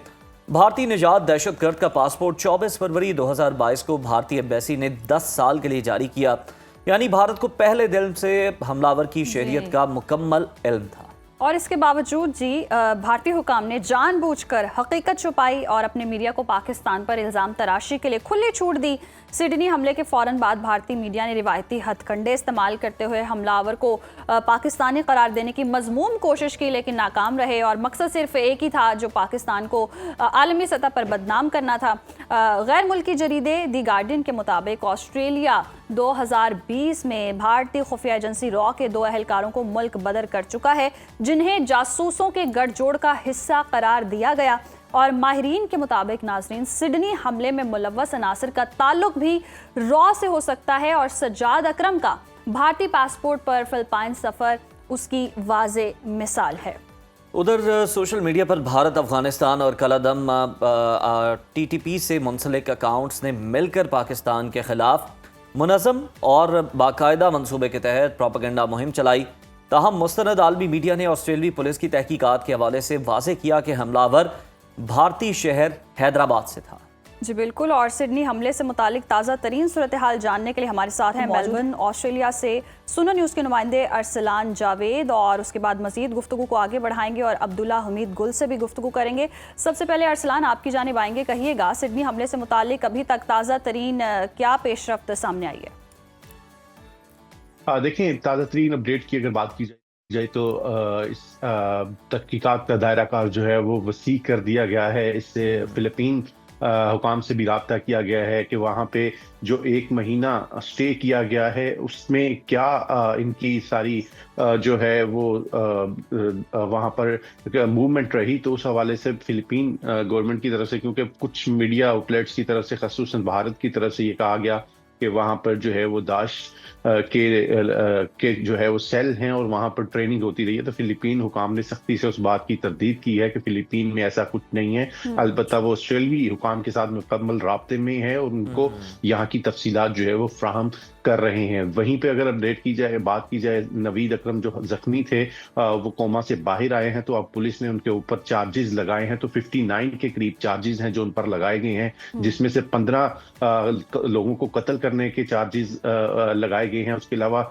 40 लोगों को जख्मी करके कत्ल करने की नीयत से जख्मी करने की, इक़दाम कत्ल की जो दिफात हैं वो लगाई गई हैं। उसके अलावा जो दहशतगर्दी की दिफात हैं, शिद्दत पसंदी के साथ साथ जो दहशतगर्दी का वाक़या और लोगों को डराने धमकाने की जो नीयत से वहाँ पर जो ये सारी सूरत हाल पैदा की गई उसकी दिफात लगाई गई हैं। और वहीं पे गैर कानूनी असले के इस्तेमाल की दफात जो है, तो यूँ कुल 59 के करीब दफात हैं जो नवीद अकरम के ऊपर जो है वो आयद कर दी गई हैं। वहीं अगर देखा जाए सिडनी के अंदर सूरत हाल को, क्योंकि न्यू ईयर में बहुत बिजी और बड़ा मशहूर पॉइंट है, तो इस हवाले से इत्तलात ये आ रही हैं कि बुंडाई बीच के ऊपर जो सालाना एनुअल गट होता है और वहाँ पर जो लोग जमा होते हैं और काउंट डाउन होता है, तो इस साल जो है उस पर पाबंदी आयद कर दी गई है। तो इस साल वहाँ पर न्यू ईयर से रिलेटेड कोई इवेंट और कोई गैदरिंग, बिल्कुल ठीक है, इस साल वहाँ पर न्यू ईयर से रिलेटेड कोई इवेंट नहीं होगा। अरसलान, आप हमें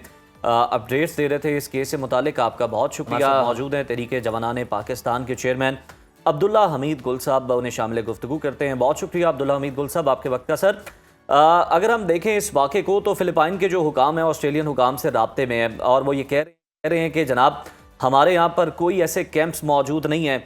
तो फिर तो वाज़ेह हो जाता है, साफ नज़र आता है कि साजिद तो 6 दफ़ा भारत के है और अफ़गानिस्तान के भी जो TTP के लोग हैं उनकी भी ट्रेनिंग अफ़गानिस्तान में होती रही है, रॉ करती रही है। और ये कोई छुपा हुआ मामला नहीं है, बल्कि ये एक ओपन सीक्रेट है जिसका सबको इल्म है। तो फिर क्या आप समझते हैं कि ताने बाने मिलते हैं, कहाँ से ट्रेनिंग ली गई है? बिस्मिल्लाहिर्रहमानिर्रहीम, बहुत बहुत शुक्रिया आपका, बड़ी अच्छी रिपोर्ट पेश की गई और आपका शुक्रिया आपने मुझे बुलाया। देखिए, इसके मुख्तलिफ पहलू हैं। एक पहलू वो है जिसको आप देख रहे हैं और हम सारा दिन से यही डिस्कस कर रहे हैं, लेकिन असल मसला जो है वो कुछ और है। वो पहली बात यह है कि अब जब उसकी इंक्वायरी होगी, कोमे से बाहर आ गया है और पता चलेगा कि ये दहशतगर्द जो है ये बुनियादी तौर पे इसको हायर क्यों किया गया, किसने हायर किया, बंदूक कहाँ से आई और फिर ट्रेनिंग कहाँ से हुई। देखें, बोल्ट राइफल के ऊपर इतना क्विक एक्शन करना और इतनी जल्दी उसको जो है अपने जो है वो शिकार बनाना लोगों को, ये कोई मामूली बात नहीं है। ये एक इंतहाई ट्रेंड और जिसको कहते हैं साइकोलॉजिकल वॉरफेयर से गुजरा हुआ शख्स जो है वो ही कर सकता है। ये आम आदमी का किरदार नहीं है। इसके पीछे महीनों की ट्रेनिंग और इसके पीछे महीनों की प्लानिंग शामिल है। लेकिन क्योंकि हमेशा रॉ जो है बॉडी प्लानिंग करने का मास्टर है, इसका जो स्क्रिप्ट था ये सारी स्टोरी का, ये लिखा गया जेरूसलम के अंदर, यानी कि मैं आपको बताऊं कि इसराइल में लिखा गया ये। और उसके बाद फिर जेरूसलम पोस्ट जो है वो इसको सबसे पहले ब्रेक करता है और ये एक सरकारी अखबार है, हुकूमती अखबार है। एक ऐसे वक्त में जब बेंजामिन नेतन्याहू के ऊपर जो है चार्जेस जा चुके हैं, उनके पीछे जब सदर डोनाल्ड ट्रंप जब कनेसेट में खिताब करने गए तो उन्होंने सदर इसहाक जो कि वहाँ के सदर हैं इजराइल के, उनसे ये कहा कि आप इनको माफ कर दें, इनके चार्जेस जो हैं वो माफ कर दें। लेकिन क्योंकि करप्शन के चार्जेस हैं और बहुत सख्त चार्जेस हैं और लगता यही है कि अब जब फैसला आएगा तो उस पे इसहाक साहब ने कहा कि जी जब तक फैसला नहीं आएगा मैं इसके ऊपर कोई काम नहीं कर सकता। फिर इंटरनेशनल कोर्ट ऑफ जस्टिस से बेंजामिन नेतन्याहू का दहशतगर्द डिक्लेयर होना, अब पूरी दुनिया के अंदर जो खास तौर पे मगरिब के अंदर जो सफेद फार्म लोग हैं उनका बेदार होना और फलस्तीन के हक में नारा लगाना, ये एक मेरे ख्याल में यहूदियों के लिए एक बहुत बड़ा चैलेंज है, इसराइल के लिए बहुत बड़ा चैलेंज बन गया था। दूसरी जाने भारत जो है, पाकिस्तान भारत जंग और बिलखसूस जब कनाडा में दहशतगर्दी की और नजर सिंह को कत्ल किया, उसके बाद से भारत जो था उसका वो नोज डाइव पे उसका तमाम जो थी कोशिशें काविशें वो बुरी तरीके से मुतासिर हो रही थी। उसकी डिप्लोमेसी, उसकी सियासत, उसके जो ताल्लुकात थे, उसके दिफा। पाकिस्तान के मई की जंग के बाद तो जो रही सही कसर थी वो भी दुनिया ने पूरी कर दी और डोनाल्ड ट्रंप ने भी इनको बड़े आड़े हाथों लिया। और तीसरा मुल्क था अफगानिस्तान, जिसके दहशतगर्द जो हैं कभी अफगानिस्तान में तो कभी पाकिस्तान में तो कभी अमेरिका के अंदर और कभी ताजिकिस्तान में तो कभी उज्बेकिस्तान और ईरान के अंदर दहशतगर्दी में मुलविस पाए जाते हैं। ये एक ट्रोइका बनाया गया। इसके अंदर जो है बकायदा IDF की ट्रेनिंग दी गई। अगर आप फैक्ट फाइंडर जो वेबसाइट्स हैं उनसे जाके चेक करें कि गर्दन और जो सर के ऊपर गोली मारना वो किसका खासा है, किसकी ट्रेनिंग का हिस्सा है, तो आपको पता चलेगा इजरायली डिफेंस फोर्सेस का ये खासा है।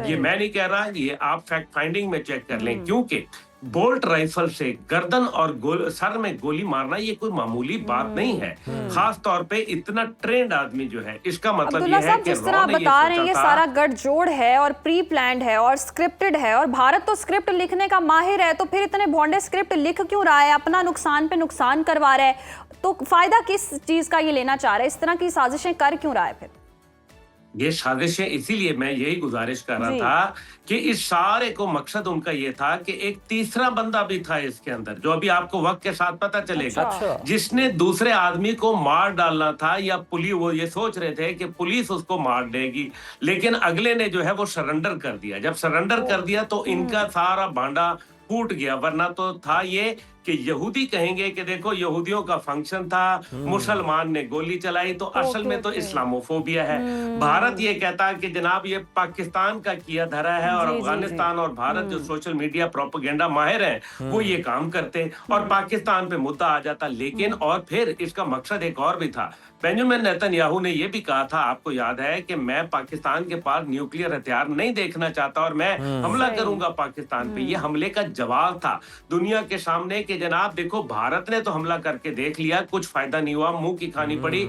अब इजराइल चाहता था कि हमारे न्यूक्लियर इंस्टॉलेशंस के ऊपर जो है वो हमला करे किसी सूरत, और ये जवाब पैदा करना था, ये इसका बुनियाद थी। ये वक्त आने पे आपको तश्तस बाम होगा। लेकिन दूसरी बात ये थी कि भारत प्रोपेगेंडा करता और उसके ऊपर जो लगे हुए आजकल जितने जराइम साबित हो चुके हैं उनमें शायद कुछ कमी वाक़या हो जाती। ये एक बुनियादी इनका पैगाम था। लेकिन आप देखें पहलगाम में क्या हुआ, 36 पूरा गांव के अंदर क्या हुआ। खुद अमेरिका जो कहता है कि जब सदर क्लिंटन आए तो उनके आने से पहले 36 पूरा गांव के अंदर एक मैसेकर किया गया, जिसका मकसद कुछ और नहीं बल्कि पाकिस्तान मुखालफत और हमदर्दियां जो है समेटना था। फिर पहलगाम का देख लें कि जब जेडी वेंस आए तो पहलगाम जो है वो रचा दिया गया। उससे पहले जो है वो उड़ी का हमला जो है, यानी कि ये एक स्टेज ड्रामा है जो बार बार घटिया राइटर से मूवी लिखवाता है। अब्दुल्ला अमीर गुल साहब, आप जो हकाइक बता रहे हैं सर वो बड़े शॉकिंग हैं और यकीनन आने वाले दिनों में ये गठजोड़ जो है ये सामने भी आएगा, ये जो ट्राइक है। लेकिन सर इस स्क्रिप्ट के अंदर कमजोरियों की अगर हम बात करें तो पाकिस्तान पर अगर ब्लेम करना था तो फिर भारत ने ये सारा जो रिकॉर्ड है इसको क्यों नहीं मिटा सका, इस पर क्यों नहीं काम कर सका। ये तो फौरन पता चल गया कि जनाब आपका इंडियन शहरी है, 6 बार इंडिया का विजिट भी कर चुका है, तो स्क्रिप्ट में खामियां तो रह गई थी जो कि बेनकाब हो गई प्रोपेगेंडे की। स्क्रिप्ट में तो खामियां देखें, झूठ इसीलिए तो कहा जाता है कि झूठ के पांव नहीं हुआ करते। ये तो बहुत ही भोंडे, देखे ना रॉ का जो भोंडापन है वो तो पूरी दुनिया के अंदर मालूम है। कनाडा में किया, पकड़े गए। वहां उसको गुरपतवंत सिंह पुन्नू को हमला किया, पकड़े गए। उसके बाद जो है वो बर्तानिया में पकड़े गए, मालदीव में पकड़े गए। वहां जो इन्होंने नेपाल में रॉयल फैमिली को कत्ल कर दिया, पकड़े गए। पाकिस्तान में पकड़े गए।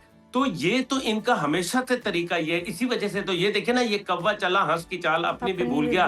राजीव गांधी जो है वो आया था पाकिस्तान बेनजीर भुट्टो के जमाने में, और मेरे वालिद जनरल हमीद गुल उस टाइम पे आईएसआई के सरबराह थे। तो कहने लगा कि जी मुझे बताएं कि आईएसआई कैसे बनती है, क्योंकि मेरे जर्नैलों ने मुझे कहा है, जनरल सुंदर जी वगैरह ने, कि हमें एक आईएसआई चाहिए, उसके बाद हमें फिर एक आईएसपीआर चाहिए। याद होगा आपको ये, जब जनरल आसिफ गफूर साहब थे तो उन्होंने उस जमाने में कहा कि जी हमें जो है एक आईएसपीआर बना दो। क्यों बना दो?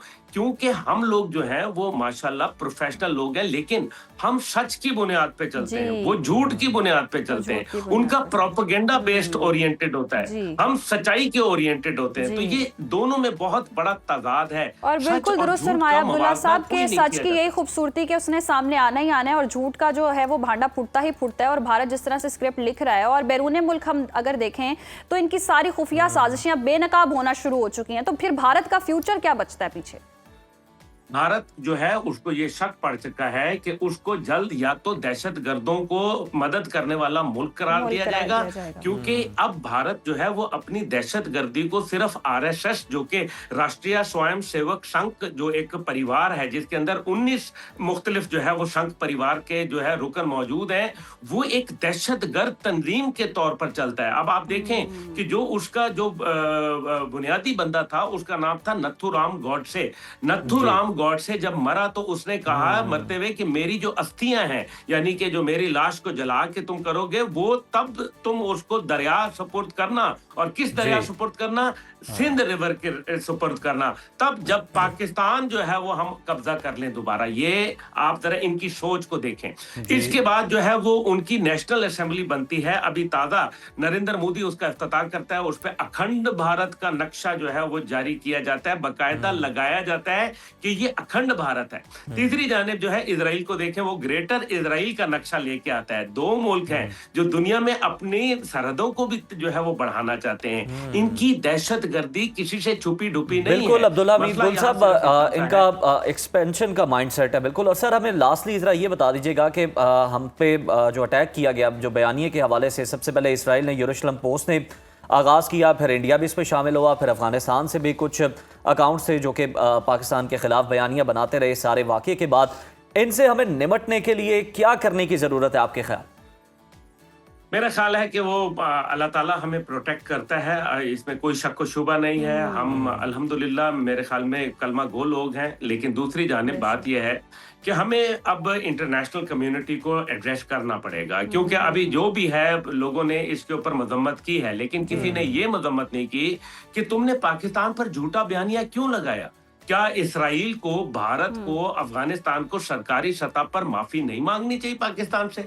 इस झूठे बयानिए के ऊपर उनके जो तमाम सोशल मीडिया अकाउंट्स थे, तमाम जो उनके ऑफिशियल चैनल थे, उनके प्रिंट और इलेक्ट्रॉनिक मीडिया था, उनके जो सरकारी लोग जो है बात कर रहे थे क्या, और ये जो यरूशलेम पोस्ट है एक सरकारी अखबार है, क्या इन लोगों को माफी नहीं मांगनी चाहिए? क्या मगरिब को, बिलखसूस अमेरिका को, इनको जो है दबाव नहीं डालना चाहिए कि तुमने एक ज्यादती की एक मुल्क के ऊपर जिसका कोई ताल्लुक नहीं है? इन्होंने मुसलमानों को जीरो करने की कोशिश की, जबकि मुसलमान हीरो हो गए। फरमाया आपने अब्दुल्ला हमीद गुल साहब, और यकीनन माफी मांगनी चाहिए और अता तारक की मुतालबा किया गया है, हुकूमती सतह पर भी ये मुतालबा किया जा रहा है कि जिस तरह से इल्जाम तराशी की गई, झूठा प्रोपेगेंडा किया गया, झूठ फैलाया गया, मांगने के लिए कोई ग्रेस होनी चाहिए आपके अंदर, और आपका कोई ज़मीर जागरा होना चाहिए, आपको शर्मसार होना चाहिए, तभी आप फिर माफी मांगते हैं। जब ये चीजें मौजूद ही ना हो तो फिर माफी की उम्मीद का रखी जा सकती है? माफी की उम्मीद एग्जैक्टली नहीं रखी और जा किस सकती। बात पे और मांगेंगे? जिस तरह से इनका प्रोपेगेंडा फ्लॉप हो रहा है, स्क्रिप्ट इनका फ्लॉप हो रहा है, आगे आने वाले दिनों में भारत के लिए सख्तियां ही सख्ती हैं, और पूरी दुनिया देख रही है, हर तरह से एक्सपोज हो चुकी हैं, और जो साजिशें पाकिस्तान के खिलाफ कर रहे थे वो अपने सर पे उनके पड़ चुकी है। अब्दुल्ला साहब कुछ कहना चाह रहे हैं? जी अब्दुल्ला साहब। मैं ये कह रहा था कि ये सारी बातें जो ग्रेस होनी चाहिए है, कोई ज़मीर होना चाहिए है, एक नरेंद्र मोदी के अंदर अल्लाह का शुक्र है इस किस्म की कोई क्वालिटीज नहीं है। वो एक मकार है, बेईमान है, झूठा है, दगाबाज है। जिसकी सोच और जिसकी फिक्र का बिहार के चीफ मिनिस्टर ने जिस तरह से खातून का नकाब उतारा, उसने कानून की भी खिलाफ वर्जी की, उसने इंसानियत के खिलाफ भी जुर्म किया, उसने औरत राइट के ऊपर भी हमला किया। ये है नरेंद्र मोदी। अब्दुल्ला साहब आपने जी लास्टली आपके कमेंट्स भी आ चुके हैं मोदी को लेकर भी, और मोदी की जो हुकूमत है, इक़्तिदार में जो लोग हैं वो भी यही कुछ कर रहे हैं, वहाँ पे अक़लियतें महफूज नहीं है। तो भारत को अपने अंदर के पहले मसाइल ठीक करने चाहिए, बाद में दूसरों की तरफ देखें। प्रोग्राम में जी आगे बढ़ते हैं, लाहौर की बात कर लेते हैं। लाहौर में दोहरे कत्ल की वारदात का ड्रॉप सीन सामने आ गया है। इस पर जी जो हम देख रहे हैं कि हाई प्रोफाइल केस के हाई प्रोफाइल मुलजिम को गिरफ्तार कर लिया गया है। मुलजिम की जानिब से सनसनीखेज इंकशाफात भी सामने आए हैं। 18 अक्टूबर 2025 को बीवी और बेटी की गुमशुदगी की FIR दर्ज कराने वाले पुलिस अफसर मुलजिम DSP उस्मान हैदर शक के दायरे में कैसे आया और वारदात के सबूत पुलिस के हाथ कैसे लगे, इसी पर मजीद अपडेट लेने के लिए हमारे साथ मौजूद हैं सुनो न्यूज़ के चीफ रिपोर्टर मिर्ज़ा रमज़ान बेग। मिर्ज़ा रमज़ान बेग, हमें बताइएगा कि ये हाई प्रोफाइल केस के हवाले से ताज़ा तरीन पेशरफ्त क्या सामने आई है? बताया जा रहा है कि एक DSP, एक SHO है, उसे भी मुअत्तल कर दिया गया है, और मजीद क्या अब तक अपडेट्स हैं आपके पास? जी बहुत शुक्रिया जी। ये बड़ा एक हाई प्रोफाइल समझ केस है जिसपे IG पंजाब और CM साहबा ने भी नोटिस लिया था, और ये DSP कहना था उस्मान हैदर जिसने अपनी बीवी और बेटी को कत्ल कर दिया था, और उसका फिर मामला हल हो गया जिस पर पुलिस ने इसे गिरफ्तार भी किया। अब इसका 3 रोज़ा जिस्मानी रिमांड भी हासिल कर लिया, और पुलिस ने मौका वारदात से आला कत्ल भी बरामद कर लिया, और पुलिस ने जो पिस्तौल था वो भी फ्रांसिक के लिए भिजवा दिया गया है, और बरामद होने वाला पिस्तौल जो वो सरकारी भी नहीं था, ये बात। और दूसरी बात, मुलज़िम ने इसी पिस्तौल से बीवी और बेटी को फायरिंग करके कत्ल किया, और उसके बाद ये फरार हो गया। और इसने पहले बीवी की जो लाश है उसको काला शाह काकू जो नाला है वहां पर फेंका, और जो बेटी की लाश थी वो कहना क्या एक नवाही इलाका है वहां गंदा नाला है वहां पर फेंका था। और जैसे ही तफ्तीश शुरू हुई, इसने पहले मदई बना हुआ था कि मेरी बीवी और बेटी जो है वो लापता हो गए हैं, और उसमें ये मदई था। लेकिन जब पुलिस की तहकीकात आगे बढ़ी और एक एप्लीकेशन जो IG पंजाब को भी गई, उस हवाले से जब तहकीकात की गई तो पता चला इसने अपनी बीवी और बेटी को एक निजी रेस्टोरेंट में पहले खाना खिलाया, और उसके बाद वापसी पर सरकारी गाड़ी में अपनी बीवी जो फ्रंट पर बैठी हुई थी उसको 2 गोलियां मारी, जो पीछे बेटी थी उसको भी 2 गोलियां मार के कत्ल कर दिया। जब गाड़ी और वहां पे मौका से जो प्लेट था वो फ्रांसिक भिजवाया गया तो वो उसकी बेटी ही और बीवी का मिला, जिसके बाद जो है पुलिस ने मुलज़िम जो DSP है जो कानून के रखवाले हैं और खुद ये ऐसी हरकतें करते हैं, तो उसके बाद उसको गिरफ्तार किया गया। तो उसने फिर इतराफ़े जुर्म भी किया कि मेरा घरेलू झगड़ा था, वो प्लाट मेरे से मांग रही थी और मैं उसके नाम, क्योंकि ये इसकी पहली बीवी थी, इसने 2 शादियां कर रखी थी। तो डिमांड उसकी ये थी कि ये प्लॉट जो है मेरे नाम लगा दे, फैसलाबाद वाला है। तो ये आई चलाई कर रहा था, जिसके बाद इनका झगड़ा काफी ज्यादा बढ़ गया था, और इसने फिर उसको कत्ल करके गंदे नालों में फेंका। जब तहकीकात हुई तो मुल्ज़म ने फिर इतराफ़ जुर्म भी किया। अब इसका 3 रोज़ा जिस्मानी रिमांड है। लेकिन एक और जो बात आपने सवाल पूछा था, जो SHO मुतलका था, वो जाहिर है जो कहते हैं कि पेटी भाई होता है, तो इसको बचाने के लिए SHO ने काफी ज्यादा जो है वो मेहनत की। लेकिन जाहिर है कानून का दायरा वसी किया गया था। IG पंजाब ने नोटिस लिया हुआ था, CCP लाहौर को रिपोर्ट भिजवाई गई थी, तो उसमें वो SHO जो है वो गुनाहगार लिखा कि उसने अपने पेटी भाई जो DSP अपने इंचार्ज उसको बचाने की कोशिश, जिसके बाद उसको भी बिल्कुल SHO फ़हीम इमदाद ने इमदाद करने की कोशिश की अपने DSP की, और वो वक्त आने चल गया और फिर उन्हें जनाब उनकी नौकरी से हटा दिया गया है। तो ये सारा मामला है जो आपके सामने है, और इससे साबित होता है कि जनाब अब कानून के हाथों से कोई नहीं बच सकता। आप थोड़ा सा कुछ अरसे के लिए आप जनाब रिलीफ हासिल कर सकते हैं, बच जरूर सकते हैं मिली भगत करके, लेकिन अब हमेशा के लिए कभी नहीं बच सकते। आप गिरफ्त में आते ही आते हैं, और एहतसाब होना बहुत ज़रूरी है, और एहतसाब सबके लिए बराबर है, ये साबित हो गया। प्रोग्राम में वक्त हुआ ब्रेक का, देखते रहे सुनो पाकिस्तान। कौम के हीरो को इस वक्त खिराज अकीदत पेश किया जा रहा है मुसल्लह फ़ौज की जानिब से, और उनके मज़ार पर हाज़िरी दी गई है महफूज शहीद के, और इस मौके पर फूल भी जो हैं वो पेश किए गए हैं। 1971 की पाक भारत जंग, कुर्बानी, गैरत और शुजाअत की वो दरख्शां दास्तान जिसने तारीख का रुख मोड़ दिया। इसी तारीख का एक रोशन बाब हैं लांस नाइक मोहम्मद महफूज शहीद। आज उनका 54वां यौम शहादत मनाया जा रहा है, और 25 अक्टूबर 1944 को रावलपिंडी के करीब पिंड मलका में जन्म लेने वाले मोहम्मद महफूज ने 1962 में पाक फ़ौज में शमूलियत इख्तियार की और पंजाब रेजिमेंट का हिस्सा बने। ये बहादुर सपूत सिर्फ एक सिपाही नहीं था, ये पाकिस्तान की मिट्टी का वो बेटा था जिसने वतन पर अपनी जान निछावर कर दी। और नाजरीन, 1971 की जंग में वाहगा अटारी की सरहद पर भारतीय फ़ौज के शेलिंग से उनकी मशीन गन तबाह, जबकि उनकी दोनों टांगें ज़ख्मी हो गईं, और ज़ख्मी बदन, लहू लहान जिस्म, मगर लबों पर सिर्फ वतन की मोहब्बत और आँखों में फ़तह का यकीन। ज़ख्मी हालत में भी वो हिंदुस्तानी फ़ौज के उस बंकर में घुस गए जहाँ से पाक फ़ौज को निशाना बनाया जा रहा था। मोहम्मद महफूज शहीद ने हिंदुस्तानी सिपाही को गले से दबोच लिया, लेकिन दूसरे फ़ौजी ने उन पर खंजर से हमला करके उन्हें शहीद कर दिया। यही वो लम्हा था जब लांस नाइक मोहम्मद महफूज शहीद ने साबित किया कि शहादत मौत नहीं बल्कि कौम की हयात होती है। लांस नाइक मोहम्मद महफूज की बहादुरी का एतराफ़ हिंदुस्तानी फ़ौजियों ने भी किया। 18 दिसंबर 1971 को वतन का ये शेर शहादत के अजीम रुतबे पर फायज हुआ और हमेशा के लिए अमर हो गया। हुकूमत पाकिस्तान ने उनकी बेमिसाल कुर्बानी के एतराफ़ में उन्हें निशान हैदर से नवाजा, और उनके गांव का नाम महफूजाबाद रखा गया। और इसी पर जी हमारी टीम ने काविश की है, उन पर एक खुसूसी रिपोर्ट तैयार की गई है, वो देख लेते हैं।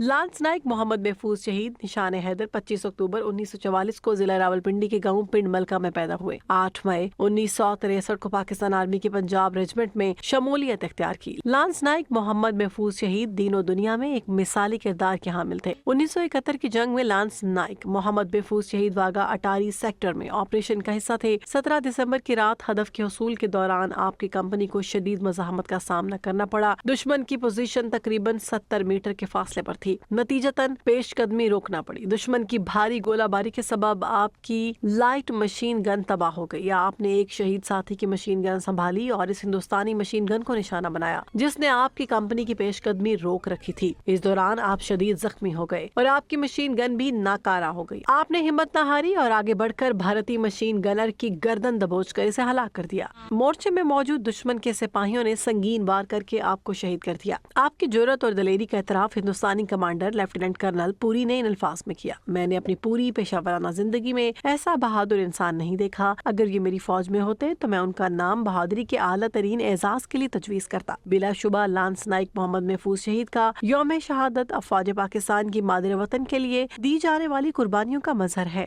तो नाजरीन, ये खुसूसी रिपोर्ट आपने मुलाहिजा की। प्रोग्राम में आगे बढ़ते हैं और आज हम आपको अपने प्रोग्राम में मिलवाएंगे पाकिस्तान की कम उम्र होनहार जागीर अली अकबर से, जिन्होंने IT की दुनिया में तारीख रकम कर दी है। महज 9 साल की उम्र में जागीर अली ने न सिर्फ दुनिया के कम उम्र तरीन सॉफ्टवेयर इंजीनियर हैं, बल्कि वो दर्जनों वेबसाइट्स बनाकर आलमी रिकॉर्ड भी अपने नाम कर चुके हैं।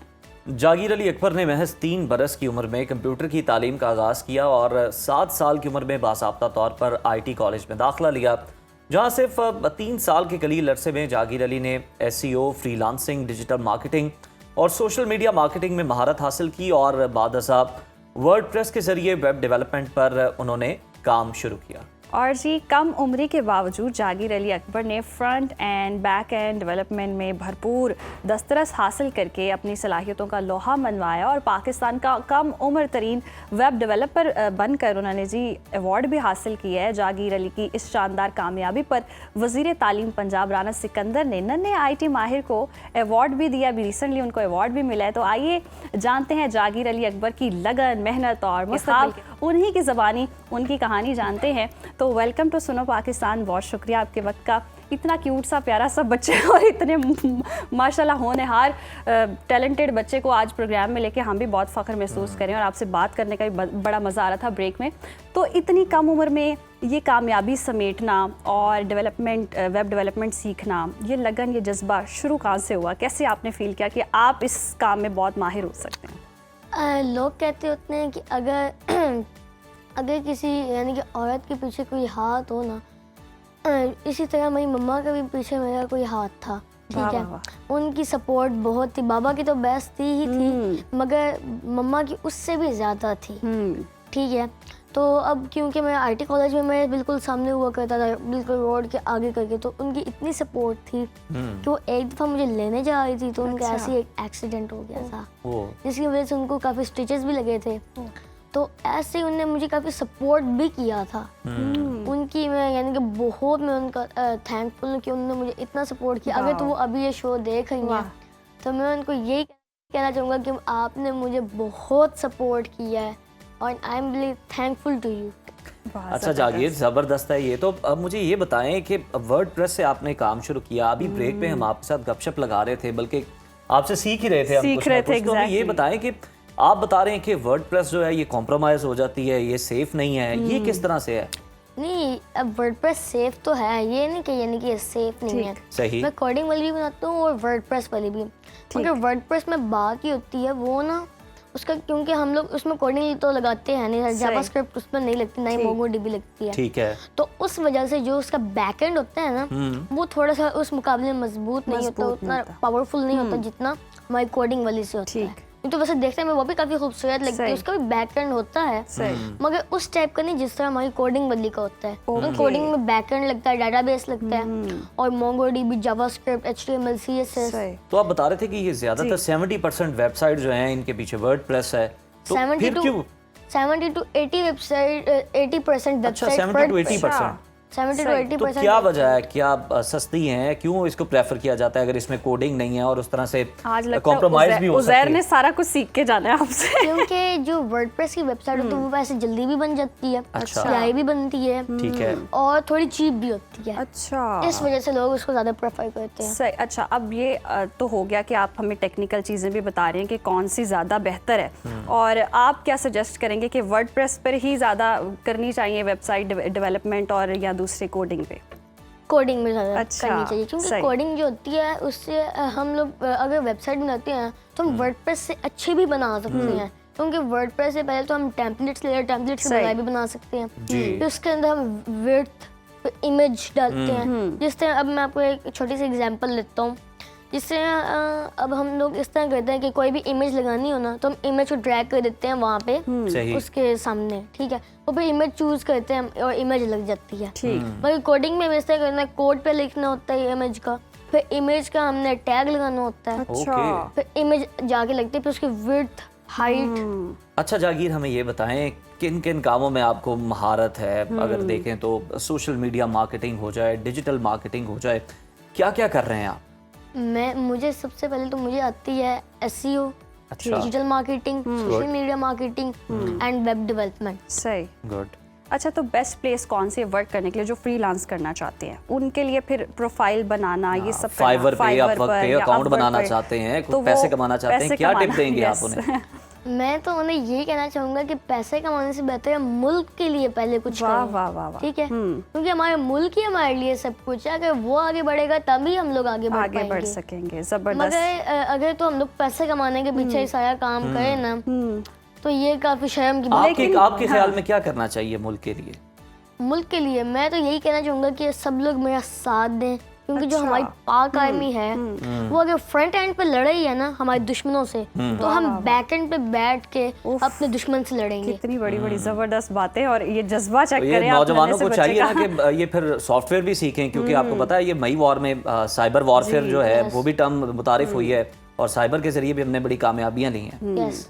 अच्छा चले ये बता दें, बड़े नौजवान हैं जो ये फाइवर पे अपवर्क पे अपना प्रोफाइल बनाना चाहते हैं, किस तरह से हम अच्छी प्रोफाइल वो बना सकते हैं, क्या कर सकते हैं वो? उनके लिए सबसे पहली बात ये है कि अगर तो एक बिगिनर है ना, वो पहले फाइवर पे जाके अपना अकाउंट बनाए, अपनी गिग बनाए। ठीक है, गिग भी काफ़ी सिंपल है, हम लोग कैनवा से भी बनवा के हम वहाँ पे उसको पब्लिश कर सकते हैं। सही। और उसके बाद अगर वो एक बिगिनर है तो अपनी एक प्राइस चीप रखें ताकि कस्टमर्स आएँ, फिर बेशक वो आहिस्ता आहिस्ता ज़्यादा बढ़ाएं, वरना बढ़ाने की ज़रूरत नहीं। पहले ये हो गया, और दूसरा ये कि यानी कि अभी मैंने आपको बताया कि अपनी प्राइस चीप रखें। ठीक है, और ज़्यादा से ज़्यादा जितने भी फ्रीलांसिंग प्लेटफॉर्म्स हैं, जैसे फाइवर, अपवर्क और भी काफ़ी सारे हैं, उन सब में अपना अकाउंट बनाए ताकि साथ साथ आते हैं। मगर आजकल तो सबसे ज़्यादा फाइवर और अपवर्क ही सबसे ज़्यादा अच्छा चल रहा है, तो मैं तो उन्हीं को प्रेफर करता हूँ कि अपवर्क और फाइवर पे ही जाएँ। बिल्कुल ठीक है, बहुत शुक्रिया जागीर। और इसी तरह से आप जैसे जो बच्चे हैं वो हमारा बड़ा रोशन मुस्तकबिल है, हमें आप लोगों पर फ़ख्र भी है। आप इसी तरह अपने सफ़र को जारी रखें और पाकिस्तान का नाम जनाब रोशन करते रहें। प्रोग्राम में वक्त हो गया जी ब्रेक का, ब्रेक शामिल करते हैं, देखते रहिए सुनो पाकिस्तान। वेलकम बैक नाज़रीन। सर्दियों की शिद्दत और स्मोक, मॉर्निंग वॉक और आउटडोर एक्सरसाइजेज आजकल एक बड़ा चैलेंज बनती जा रही हैं। ऐसे में बहुत से अफराद जिस्मानी सरगर्मी जो है वो तर्क कर देते हैं, जो सेहत के लिए ख़तरनाक रुझान है। और माहिरीन के मुताबिक सेहतमंद रहने के लिए सिर्फ बाहर निकलना ही वाहिद रास्ता नहीं है, बल्कि दुरुस्त मनसूबाबंदी के साथ घर में रहते हुए भी जिस्म को मुतहरिक रखा जा सकता है। और आज के इस सेगमेंट में हम बात करेंगे इंडोर एक्सरसाइज, योगा और स्ट्रेचिंग की अफादियत पर, और जानेंगे कि सर्दियों के मौसम में सेहत और फिटनेस को किस तरह बरकरार रखा जा सकता है। हमारे साथ मौजूद हैं physiotherapist doctor Salman Firoz. Doctor Salman, आपको वेलकम कहते हैं सुनो पाकिस्तान में। आपको पता है सर्दी है, वैसे ही लोग सुस्त हो जाते हैं, उसके अलावा स्मॉग है, तो माहिरीन भी ये कहते हैं कि जनाब बाहर जाके वॉक ना करें। घर में, दफ्तर में रहते हुए क्या हम अपनी डेली रूटीन के अंदर एक्सरसाइज कर सकते हैं? देखें, वर्जिश बहुत ज़्यादा फ़ायदेमंद होती है आपकी ओवरऑल हेल्थ के लिए, आपके खून की सेहत के लिए, कार्डियोवैस्कुलर हेल्थ के लिए। आपकी दिमाग को खुराक मिलती है जब हम एक्सरसाइज करते हैं, सारे जोड़ों को खुराक मिलती है जब हम वर्जिश करते हैं। ऐसे में पोल्यूशन के अंदर जब आप बाहर आउटडोर एक्टिविटी करने के जो आदी होते हैं, इस माहौल के अंदर अगर आउटडोर एक्टिविटी करेंगे तो वर्जिश के फ़ायदे की बजाय उन्हें साथ नुकसान होगा, क्योंकि ये सारे पोल्यूटेंट्स आपके जिस्म के अंदर जाएंगे, आपके बॉडी की टॉक्सिसिटी को बढ़ाएंगे और आप बीमार जल्दी पड़ेंगे। निमोनिया, इस तरह के सारे मसाइल जो है ना फेफड़ों से रिलेटेड ओवरऑल इस मौसम में बढ़ जाते हैं। सही। अब ज़रूरत ये है कि इस मौसम के अंदर एक तो हम आउटडोर एक्टिविटी छोड़ दें। हमें चाहिए ये कि जब तक ये स्मोक का माहौल है हम बाहर एक्सरसाइजेज ना करें, हम यही वर्जिशें अपने घर में कर सकते हैं। वॉक एक ऐसी चीज़ है जो लोग सबसे ज़्यादा आउटडोर में प्रेफर वॉक को करते हैं जी, लेकिन वॉक अब चूंकि बाहर नहीं हो सकती और घर के अंदर भी वॉक का वो माहौल नहीं बन सकता। ना ट्रेडमिल है, ना कोई इस तरह की ना ट्रेडमिल है, घर के अंदर कमरा है, छोटी जगह, क्या करें?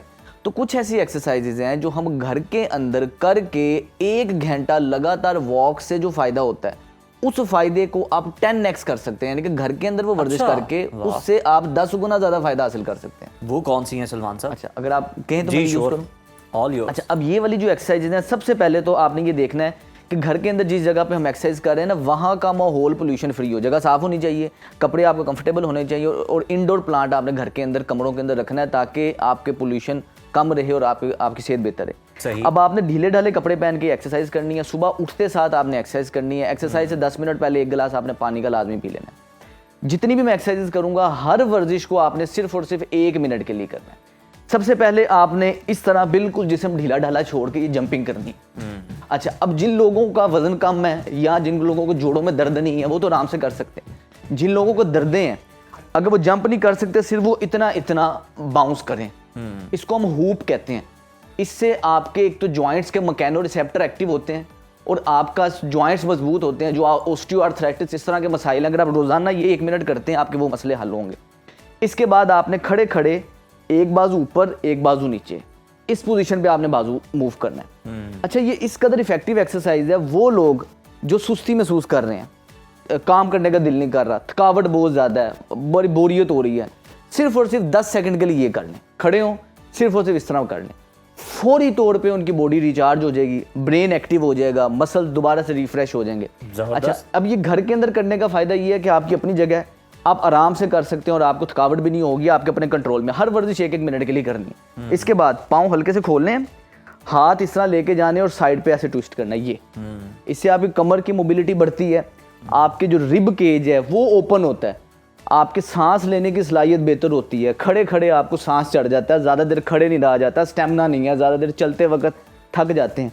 सिर्फ और सिर्फ आपने ये करना है, गहरे गहरे सांस लेते रहने हैं। इसके बाद शोल्डर का मसला कभी नहीं होगा इस वर्जिश को करने के साथ। इसके बाद आपने घुटना उठाना है, हाथ इसके नीचे टच करना है, ये ऐसे, ये आपने करना है। इससे आपके हिप फ्लेक्सर एक्टिव होंगे, आपको जो थकावट होती है थकावट नहीं होगी। देखने में आसान लग रही है, जब आप करते हैं ना बैक टू बैक ये एक्सरसाइज कर रहे होते हैं, आपको बाकायदा तौर पे सांस चढ़ता है, बाकायदा तौर पे आपके लिए। तो लगता है प्रैक्टिस अच्छी खासी है सलमान, इसलिए आपको नहीं चढ़ा, वरना बात करना तो बड़ा मुश्किल होता है। और मैं कर भी थोड़ी रहा हूँ ना, मैं 1 मिनट पूरा नहीं कर रहा, लेकिन जब आप 1 मिनट पूरा करेंगे उसमें फिर आपको बाकायदा तौर पे होगा। इसके बाद आपने खड़े होकर हाथों में हाथ डालने हैं, कमर को इस तरह ट्विस्ट करनी है, ये सही। इससे आपकी स्पाइन की मोबिलिटी बेहतर होगी, रीढ़ की हड्डी में खून की गर्दिश बेहतरी की तरफ आएगी। नेक्स्ट एक्सरसाइज ये है, इसी पोजीशन के अंदर आपने अपने हाथ इस तरह रखने हैं, स्क्वाट्स इस पोजीशन में खुद को रोक के रखना है। ये अब 1 मिनट के लिए इस तरह रोक के रखना है। अब वो लोग जिनके घुटने कमज़ोर हैं, कमर कमज़ोर है, वो 1 मिनट के लिए इस पोजीशन में नहीं आ सकते। वो क्या करें, कुछ सेकंड कर सकते हैं, खड़े हों, सांस लें, फिर दोबारा करें, फिर खड़े हों, सांस लें, फिर दोबारा करें। अच्छा, ये जो सादी सी एक्सरसाइजेज हैं, ये करने के साथ हम एवरेज 16 घंटे जागते हैं। हर घंटे के बाद 2 मिनट की वॉक करें। सिंपल सी एक्सरसाइज है, आप अपने बेड के पास कर सकते हैं, सोफे के पास कर सकते हैं, किचन में कर सकते हैं। जगह की कोई वो नहीं है, आपकी बंदिश नहीं है, कपड़ों की कोई बंदिश नहीं है, लेकिन करें रोज़ाना, सुबह उठते साथ करें, खाली पेट करें, करने से पहले पानी पी लें। बहुत ही इफेक्टिव एक्सरसाइज है, इम्यूनिटी बेहतर रहेगी, आपकी ब्रेन को खुराक मिलती है, BDNF स्टिमुलेट होते हैं, जिससे आपके दिमाग की खाद है, जितनी खाद मिलेगी उतने आपके सेल सारे जिस्म के दिमाग के ग्रो होंगे। बेहतरीन। सलमान साहब आ जाएं, मेरा ख्याल है ये एक्सरसाइज काफ़ी है देखने वालों के लिए। अच्छा, ये भी बता दें कि लोग घर में होते हैं तो कुछ ना कुछ खा रहे होते हैं, कितने गैप खाने के, कितने गैप के बाद आपको ये करनी चाहिए, और अगर आपका गैप कम है तो वो कितना हो उसके बाद आप नहीं रेकमेंडेड होती है कि आप करें? अच्छा, कोशिश तो ये करें कि सुबह उठते साथ पानी पिएं, उसके बाद ये एक्सरसाइज करें, खाली पेट करें। आइडियल टाइम है, आइडियल टाइम ये है। लेकिन अगर फ़र्ज़ करें आपको सुबह का टाइम नहीं मिल रहा, रात के टाइम करना चाहते हैं, शाम के टाइम करना चाहते हैं, तो उसके अंदर कोशिश रखें कि आपने एक्सरसाइज करने से कम से कम 2 से 3 घंटे पहले तक खाना खा लिया। बिल्कुल खाली पेट नहीं आपने करनी, यानी कि बिल्कुल भरे हुए पेट नहीं करनी। आपने एक्सरसाइज करनी है, उससे 2 से 3 घंटे पहले आपने खाना खा लिया हो, ताकि डाइजेशन का प्रोसेस कंप्लीट हो गया हो, एक्सरसाइज करते वक्त कोई फिर उल्टी वगैरह ना है आपको। बिल्कुल सही है। सलमान साहब, फिर जो दफातर में काम करने वाले लोग हैं, वो दफातर के अंदर बैठे बैठे क्या करते? क्योंकि मैंने देखा जब आप आके बैठे हैं तो आप भी कोई थोड़ी सी स्ट्रेचिंग कर रहे थे वो क्या है, कोई स्ट्रेचिंग भी बता दें और उन्हें कोई एक्सरसाइज भी बता दें, क्योंकि दफ्तर में आप बहुत सारा काम ऑनलाइन है तो उस पे वक्त गुजरता है सिस्टम के आगे बैठ के। अच्छा, इसके अंदर ये है कि जो कुर्सी पे बैठे बैठे हर ऑफिस गोअर को, जो ऑफिस में जिनका काम है उनको ये करना चाहिए। कुर्सी पे बैठे बैठे एक तो हल्का सा जैसे घंटा हो, अलार्म आपका एक्टिवेट हो, आपने हाथ इस तरह पीछे रख के ना, हाथ पीछे रख के ऐसे चेस्ट ओपन करनी है ये। अब आप ये फ़र्ज़ करें कि सारा दिन जब हम बैठते हैं ना, हमारे ये सामने के मसल खिंच जाते हैं, हम ये झुकाव में आ जाते हैं। बिल्कुल। तो हमने इसको रिवर्स करना है, उल्टा करना है। तो उसका हल ये है कि बाजू पीछे रखें कुर्सी पे और इस पोजीशन पे ऊपर देखें, ताकि सारी स्पाइन की आर्च आपकी दोबारा से बेहतर की तरफ आए, खिंचाव कम हो। इसके बाद आपने हाथों में ऐसे उंगलियां डालनी है, ऐसे साइड पे स्ट्रेच करना है, पाँव खोल के, पाँव ऐसे खोल लेने, साइड पे स्ट्रेच करना है और दूसरी साइड पे स्ट्रेच करना है। अच्छा, इसके बाद खड़े हों, इस तरह टांगे हिलाएं, फिर आराम से बैठ जाएं। बस ये हर घंटे के बाद आपने करना ही करना। अच्छा सलमान साहब, इसमें देखते हैं कि कुछ लोग जो हैं उन्हें फिर अगर उनकी ग़िज़ाइयत पूरी नहीं है, न्यूट्रिएंट्स वो पूरे नहीं ले रहे और फास्ट फूड वगैरह खा रहे हैं या इस तरह की चीज़ें, तो उन्हें फिर पेन्स भी निकल आती हैं, उन्हें क्रैम्प्स भी हो जाते हैं। क्रैम्प्स होना तो चले एक नॉर्मल बात है, लेकिन जो पेन्स निकल आती हैं उसमें डाइट में आप क्या रेकमेंड करते हैं इन चीज़ों के साथ, अगर आप ये एक्सरसाइजेस कर रहे हैं? अच्छा, सबसे पहले तो टॉक्सिन्स को अपनी रूटीन से निकालना है। हर वो चीज़ जो जिसम में सोजिश पैदा करती है उसे निकालना है। प्रोसेस्ड फूड को, जो बाजारी खाने हम खाते हैं, वो नहीं खाने। ठीक है। देसी चीज़ें खाएं, जो आपकी दादी खाती थी, जो आपके परदादे खाते थे, जो बड़े बुजुर्ग खाते रहे हैं ना, वो आपसे ज़्यादा आपकी उम्र में सेहतमंद थे। तो जो देसी चीज़ें, वो गंदम की रोटी जिस तरह की वो खाते रहें, घर का बना खाना, घर का सालन, घर का घी, इस तरह की चीज़ें ऐड करें। ये बाज़ारी जितने भी जंक फूड हैं, बाज़ारी चीज़ें खाते हैं, उसको आपने अवॉइड करना है। दूसरे नंबर पे मीठा हमारी रूटीन के अंदर बहुत ज़्यादा आ गया हुआ है। एक तो मीठा खाना, उसके बाद बाज़ारी जितने भी आपका मैदा है, ये बिल्कुल चीनी है, बिल्कुल ये आपके जिस्म के अंदर सेम वही इन्फ्लेमेशन पैदा करता है। चीनी, चावल, मैदा, इन चीज़ों को अपने रूटीन से हटाना है। वाटर इनटेक अपनी अच्छी रखें। अच्छा, इससे ये है कि आपका जिस्म ज़रा टॉक्सिन्स फ्री रहेगा। सबसे ज़रूरी चीज़ ये है कि अब जॉइंट्स को, मसल्स को जो उनकी खुराक है वो मिलनी चाहिए, जिसके अंदर सबसे पहले ओमेगा 3 फैटी एसिड्स हैं। कोशिश करें इस मौसम के अंदर मछली लाजमी खाएं। मैं अपने मरीजों को मशवरा देता हूँ, हफ्ते में कम से कम भी 3 बार मछली लाजमी खाएं। हफ्ते में 3 बार बाजारी नहीं, घर की बना के 1 पीस मछली का लाजमी खाएं, और वो चर्बी वाला हिस्सा उसका लाजमी खाएं, वो आपके लिए बहुत फायदेमंद होता है। अच्छा, दूसरे नंबर पे कोशिश करें पंजीरी, रोजाना 2 चम्मच पंजीरी लाजमी खाएं। इस मौसम में पंजीरी, अलसी की पिनिया, ये हमारे रवायत का हिस्सा है। मॉडर्नाइजेशन के चक्करों में हम इससे पीछे हटते जा रहे हैं, और यही फायदेमंद है। हम वो ले लेते हैं, क्या कहते हैं, चिप्स वगैरह खाना फैशन समझते हैं, पंजीरी खाना हम आउटडेटेड समझते हैं। तो डेली की 2 चम्मच पंजीरी ना आपका वेट बढ़ाएगा, ना आपके लिए नुकसान दे, ना कोलेस्ट्रॉल बढ़ाएगा। 2 चम्मच से कुछ भी नहीं होता। इसके बाद एक दिन छोड़ के एक दिन आपने यखनी लाजमी पीनी है। यखनी सूप पहले ज़मानों में पी जाती थी, हड्डियों मजबूत होती थी, इनको आपकी लुब्रिकेशन बेहतर रहती थी, कार्टिलेज बेहतर रहता था। तो ये है जितनी भी गर्म तासीर वाली चीज़ें जिनको कहा जाता है ना, मछली, पंजीरी, देसी घी, यखनी, ये सारी आपकी रूटीन का हिस्सा हो। और इसे खाने के साथ अगर आपने रात को मछली खानी है तो कोशिश करें दोपहर को, जो इस मौसम में अल्लाह पाक ने नेमत दी है, किन्नू, मौसमी, माल्टा, ये जो सिट्रस जितना है, ये आपको बीमारियों से दूर रखता है। नज़ला, जुकाम, खांसी इस मौसम में जब आपको होते हैं, तो अगर आप प्रॉपर आपकी इंटेक विटामिन सी से आपको मिलता है, विटामिन सी इंटेक पूरी होगी तो आपका इम्यूनिटी बेहतर रहेगी, जिस्म को मुदाफ़ती निज़ाम उसका बेहतर रहेगा, बीमार कम पड़ेंगे। बिल्कुल ठीक है, बहुत शुक्रिया डॉक्टर सलमान फरोज़ साहब। और आज तो आपने एक्सरसाइजेस के साथ साथ डाइट भी बता दी हैं, और हमेशा से आप जो चीज़ें बताते हैं बड़ी मुफीद होती हैं लोगों के लिए। तो नाज़रीन, ये था हमारा आज का प्रोग्राम। इजाज़त दीजिए, अल्लाह हाफ़िज़।